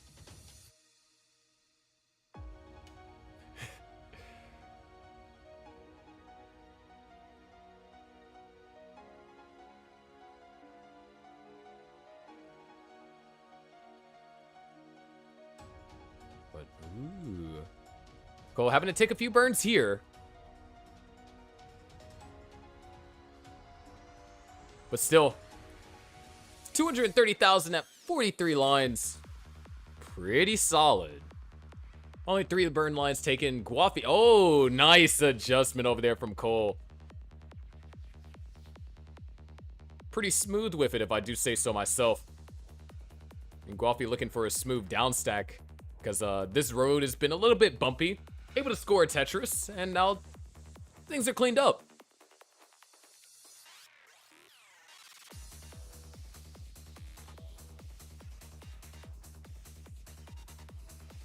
And oh, Cole, even though that was a misdrop, and this is how you can tell, like, the puzzles are getting to me. That is a puzzle on Ansel's side, dude. I know for a fact that is a puzzle. Nice adjustment over there from Cole. The puzzles are taking over. Like, Cole was just one shift away, and he would have gotten those 12 elo points, you know?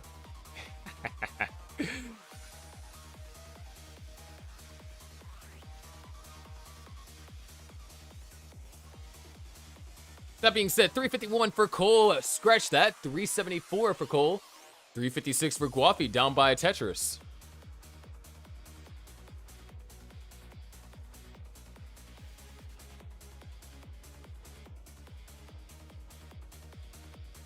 Nice little overhangs being set up over here from Cole. Gonna be able to score a Tetris. Knock down another one. And Guafi's gonna run into a slowdown. Able to get the well open. Does find that Tetris eventually. And it's interestingly enough, Guapi's behind in the sequence. They go, oh my gosh, what an adjustment for Cole. And the bits. Jasmine loves it. Fills in the long bar dependency. And finds the long bar for the Tetris. Great play over there from Cole. He's going to adjust the J piece there.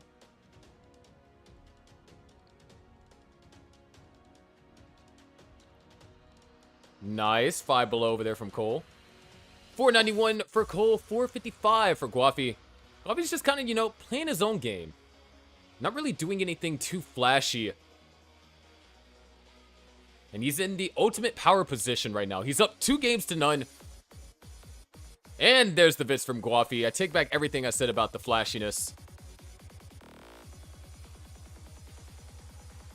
He wants in on the action too.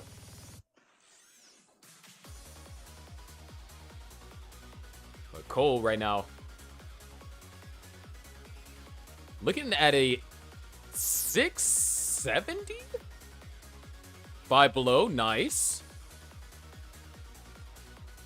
Triple rotation on the L.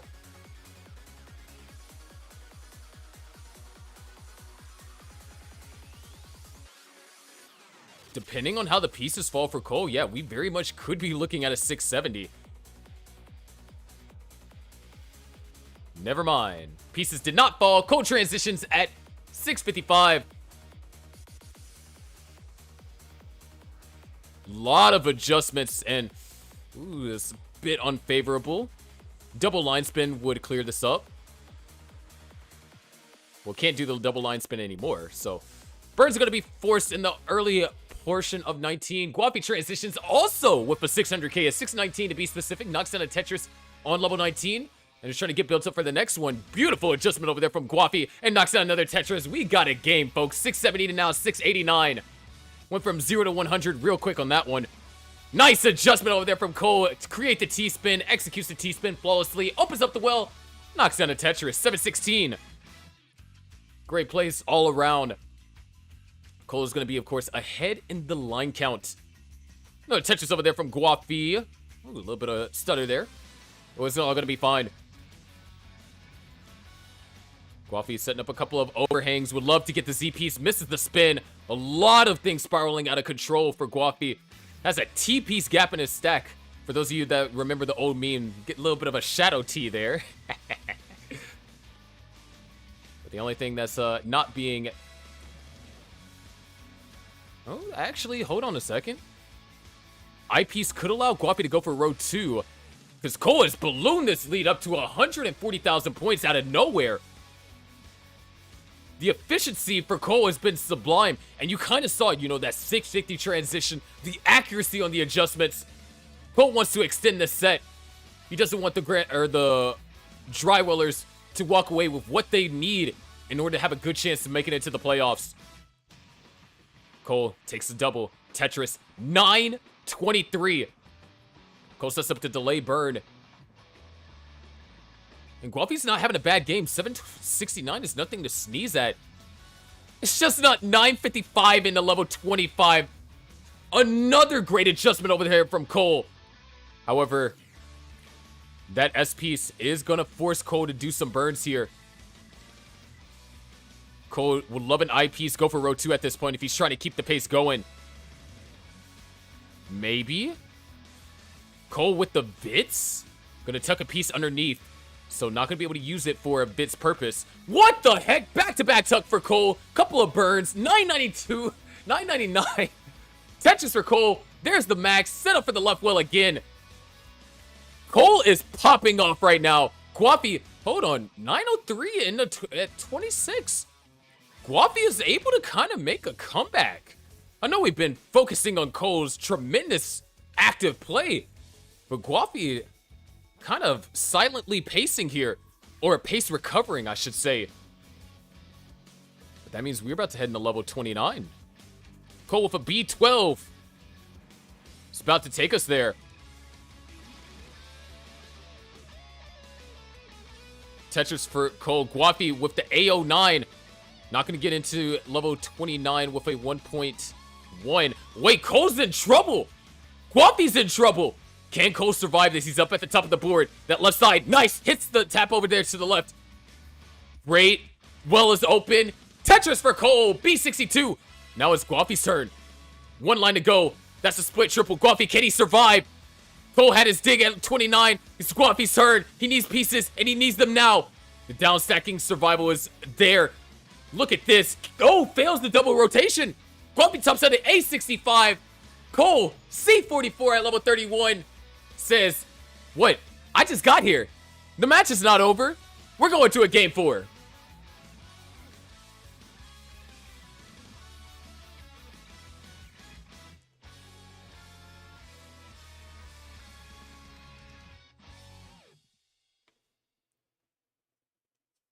Yes, sir.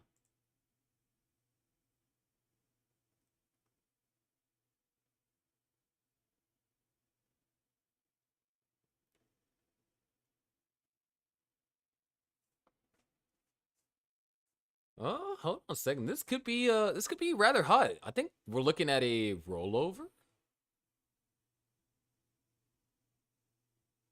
Wait, this is actually really clean. Bro, this is Febreze clean right now. Okay, dude. What is up with all these O pieces, bro? Wait, no way. Does Cole get another eye piece? In time? Bro. 1.7, maybe?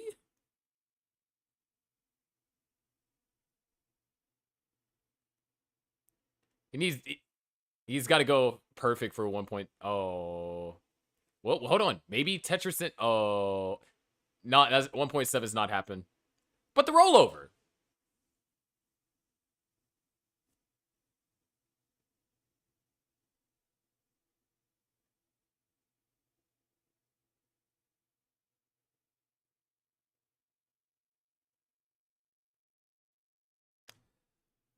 Amazing game 4. Guapi played that well too, but Cole It just felt like in that game, everything clicked for Cole. The adjustments, the mechanical maneuverability, everything went right.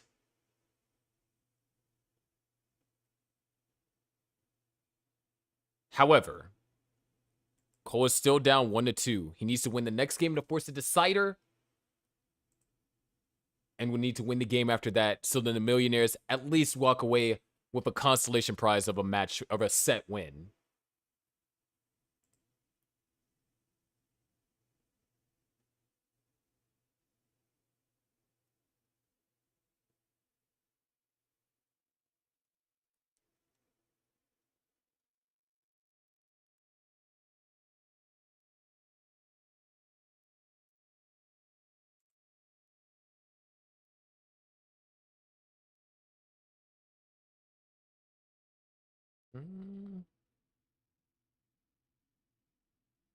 Yeah, we can go Dream of Arcadia. I think that's a solid follow-up.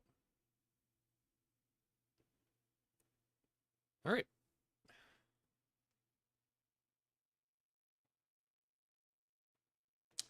The seed was 56. Charlie 9, 6, Alpha. And with that, we got ready. So let's get them counted down. Game number 4. Here we go on 3, 2, 1. Tetris. See how long it takes for the music to play. Nice.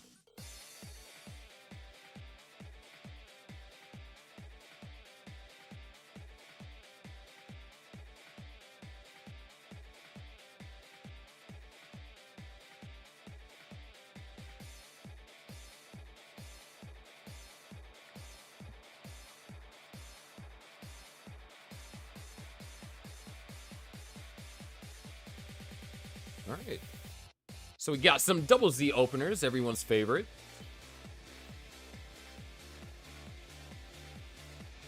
And very different approaches, too. Cole went for more vertical space. Guapi went a bit more on the flatter side.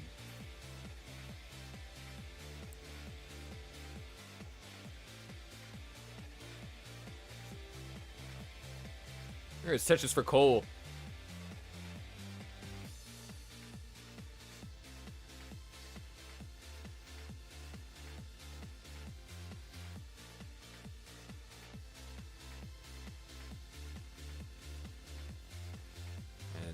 Start the game off. Cole with 3 burn lines, so not perfect. However, Guapi is perfect.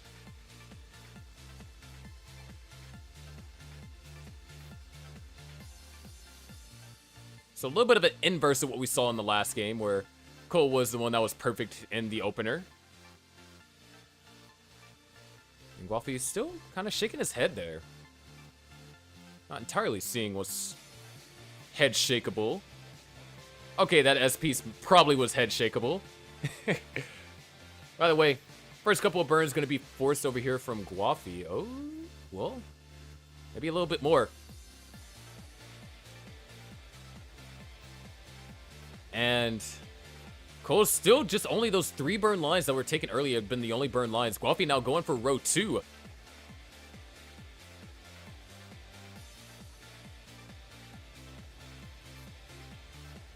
So far, pretty clean.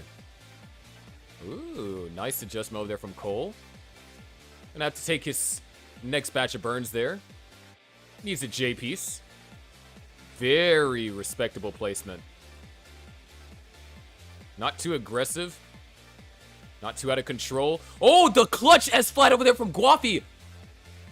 But it might not be enough. Board is getting up incredibly high. Long bar finds its way over to the left. Good gamble on the L piece. Oh my gosh, Guapi, can he survive this? Gets another crucial placement over there to the left. Nice, gets the S piece over. Absolutely clutch. And gets the I piece over to the right. He can exhale. Clutch survival over there from Guapi. Knocks out another Tetris. Can he get another one just for good measure? Yes, he can. 272 to now 311. That was some survival.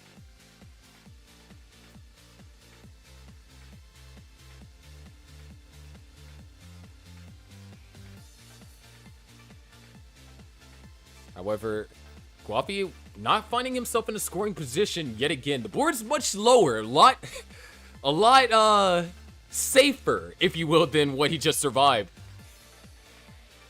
However, anytime you're digging, especially Cole's coming in with the momentum of that game, that kind of like double-edged sword momentum. You know, it's like, oh, I just had a great game. Let me do it again. And that's kind of what Cole's been set out to do.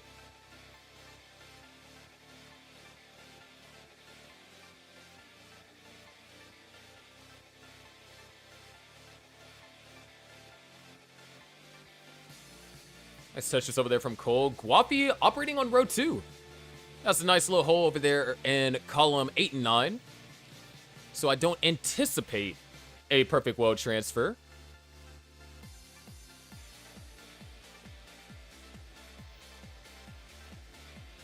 All right, the hole in column 9 has been filled. Ooh, a little bit tricky over here from Guapi. Gonna go for the S-spin, and yeah, nicely done. Till he's not quite too happy being forced into those burns. What a play over there from Cole. Way to adjust that J to accommodate. Cole this game and the last game has been absolutely insane with the adjustments. And it is reflected in his score. 519 for Cole, 383 out of Tetris goes up to 406 for Guapi.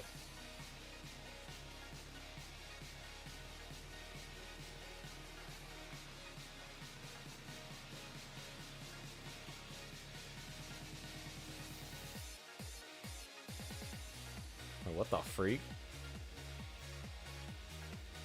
Oh, in this lines world record. I thought you meant like in this score.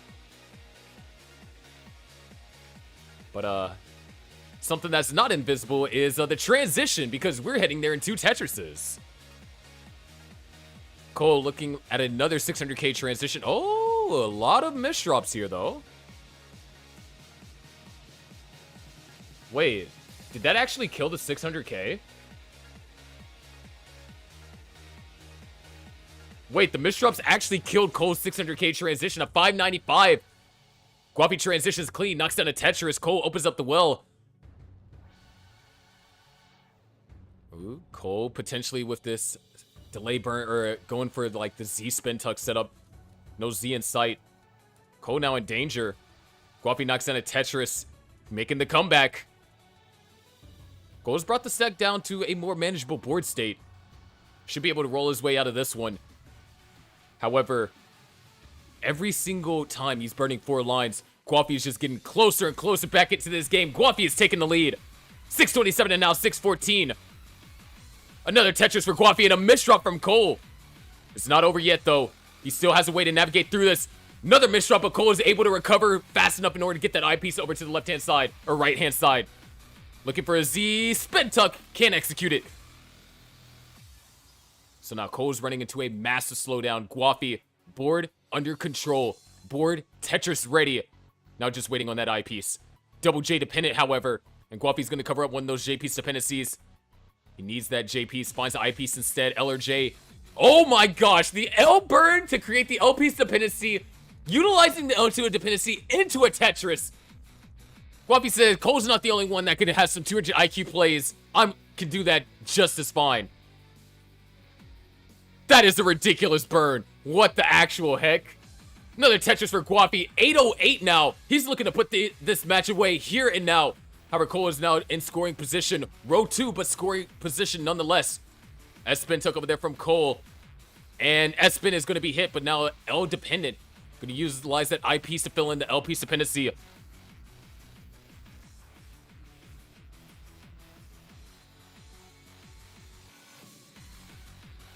Delay burn set up by Cole gets burned out. Both players, or now Guapi's Tetris ready. Both players knocked down Tetris 876 and now 794. And that was a rough T-piece over there from Guapi. It's going to actually be quite a bit of forced burns. And that's exactly what you want to hear if you're Cole. Guapi's not going to be able to score Tetris until an I-piece finds its way on that right-hand column. All right, Eyepiece finds its way to the right. That's a split triple. No Tetris is available, so Cole is caught back up. We're down by only a Tetris. 865 to now 897. Tetris for Cole, into the lead by only 1,000 points. But Guapi is set up for the Tetris, but no. The pieces won't allow him to score it. Cole now 1 Tetris lead. There it is, Tetris for Guapi, back into the lead just barely. 3 Tetrises remain for Cole here on level 19.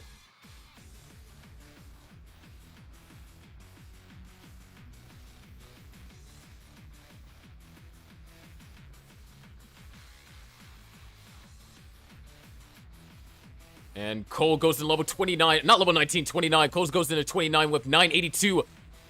Guapi, 2 Tetrises available. There's 1. There's the max. Guapi in the lead, 810. And there it is, 846 for Guapi. Another Tetris for Guapi. 883. Cole at 999. Now almost a max even. Another Tetris for Cole goes up to 839. Guapi's in trouble. That left side's a concern. Can he get something over to the left? Yes, he can. But the board is out of control. A89 is what Cole needs. A89. That Tetris gives him A87, A88, A89. We are going to a decider.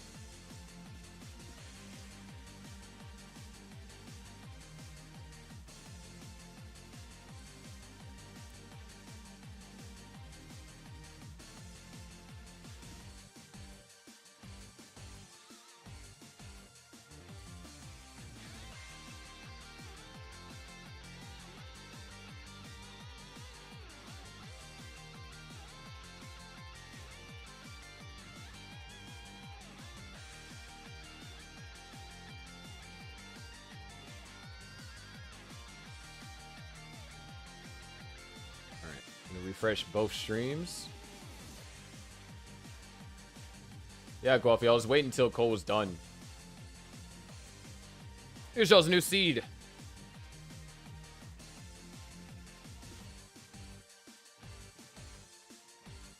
I gotta make it easy on the stat takers, dude.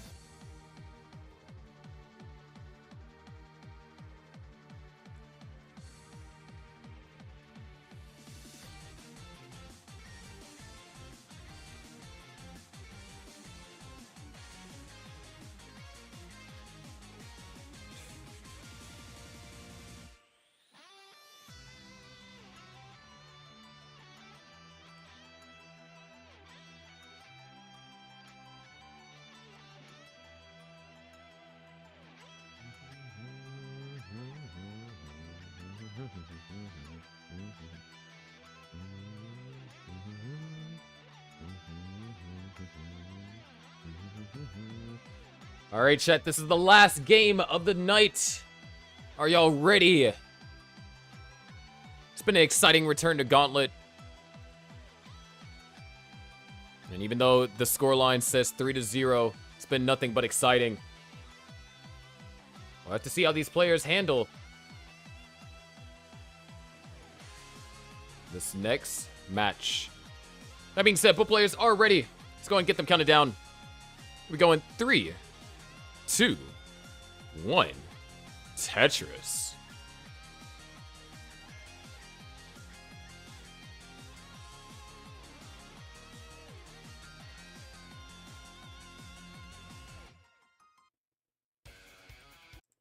Ignore that. This is it. The decider. Guapi had 2 strong games. And, ooh, missed spin over there from Cole. And he's going to commit to the row 3. Rose said, I made a misdrop. I'm not going to burn out of it. I'm going to turn it into a Tetris.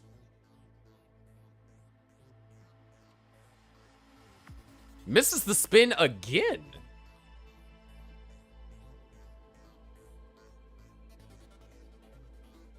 And, oh, like the delay burn setup. Let's see if the RNG allows it to pay off. It does not.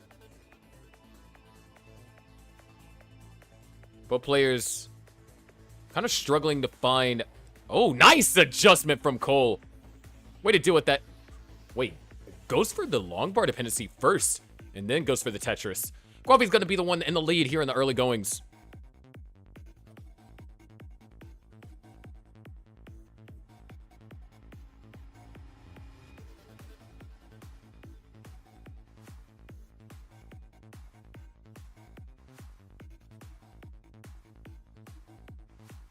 And, ooh, a little bit of a creative setup over here from Cole. Let's see how this gets resolved.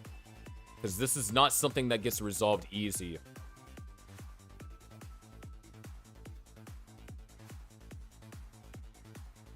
What the actual hell? Cole's going to be clean. Tetris ready here. Well, not clean. Set up for a dirty Tetris.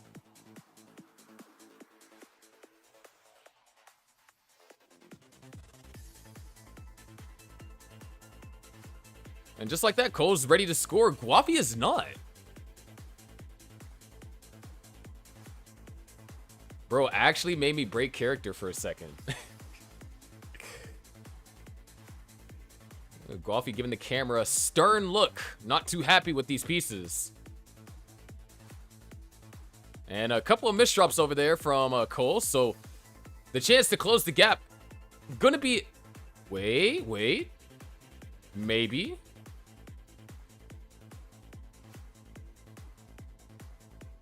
Doesn't look like no dirty Tetris is going to be scored there. What I was going to say, the chances to close the gap is going to be neutralized because of this kind of formation that has been created.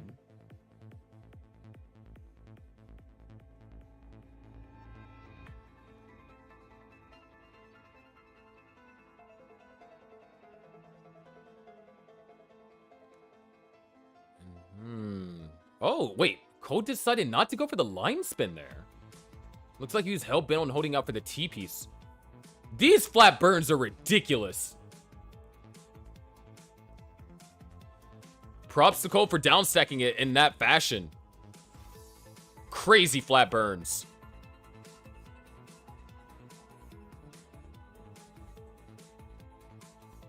However, all that did come with a price, and it was a hefty one at that. Guafi 278, Cole 212. So Guafi with a 40,000 point lead and also Sublimes in hand.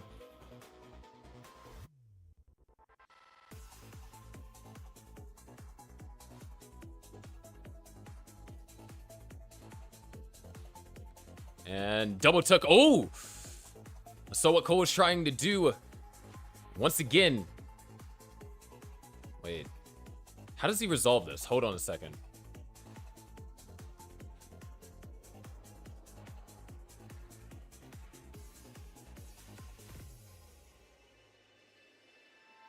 So not going to be able to find a clean, like super clean resolution. But this is something that is workable.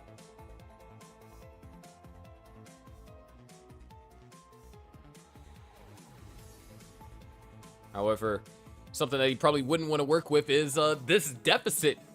Guafi at 393, Cole at 273, so 100,000 points down is Cole. Oh, another misdrop over there from Cole. Things are getting really shaky here. Good burn.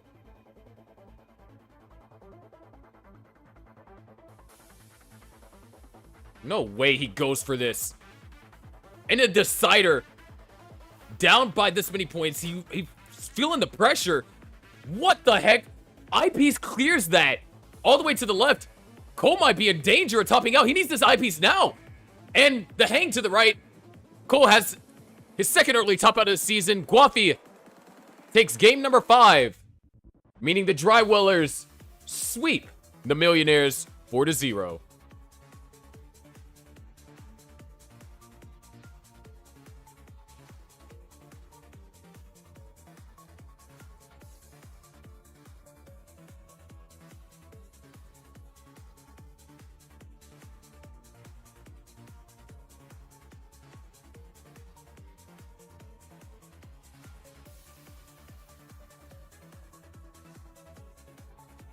We'll let Guafi play this out for the sake of stats if he wants.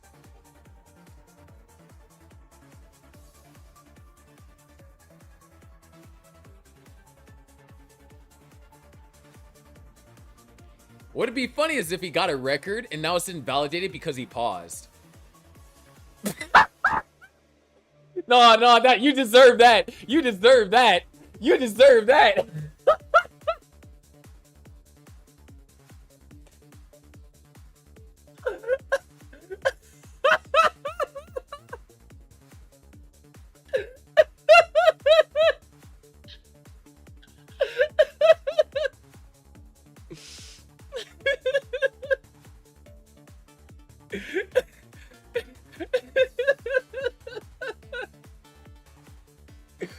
Oh no.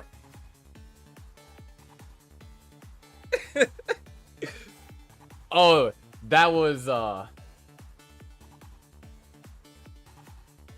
only on Gauntlet, man. Only on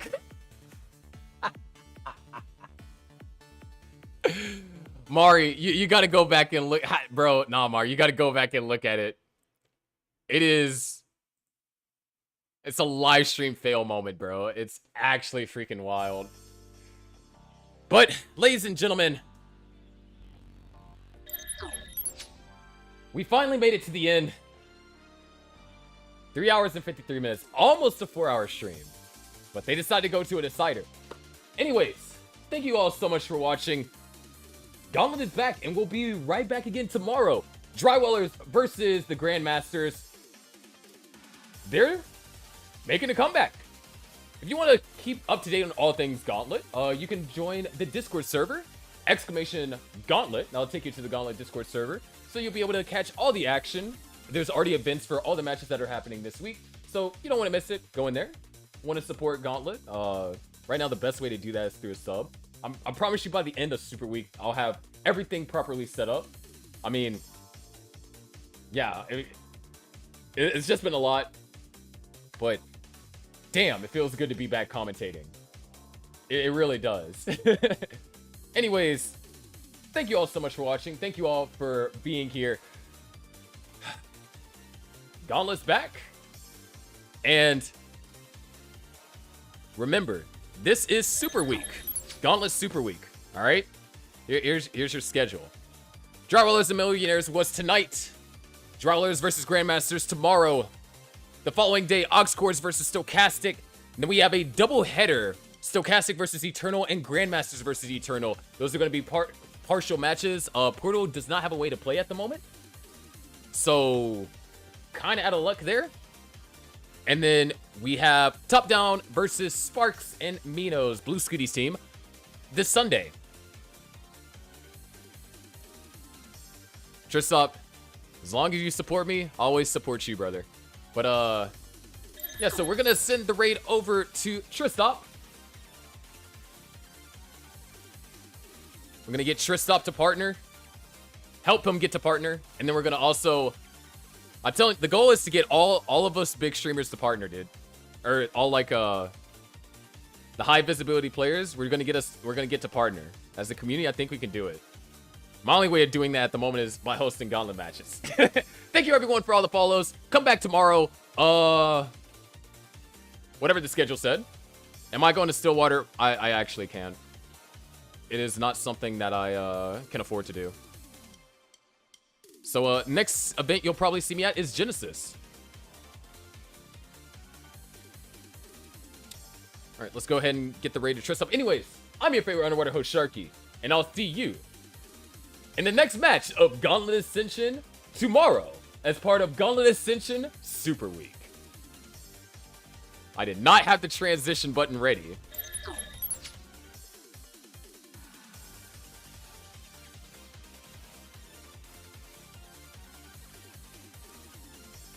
Oh, there's the schedule. Yeah, when I say I live in the middle of nowhere, I mean it. I live in the middle of nowhere, Texas. All right, here's Tristop. Let's get the raid going. Let's help get Tristop to partner. Wait, what the freak? What is this raid? Okay, weird.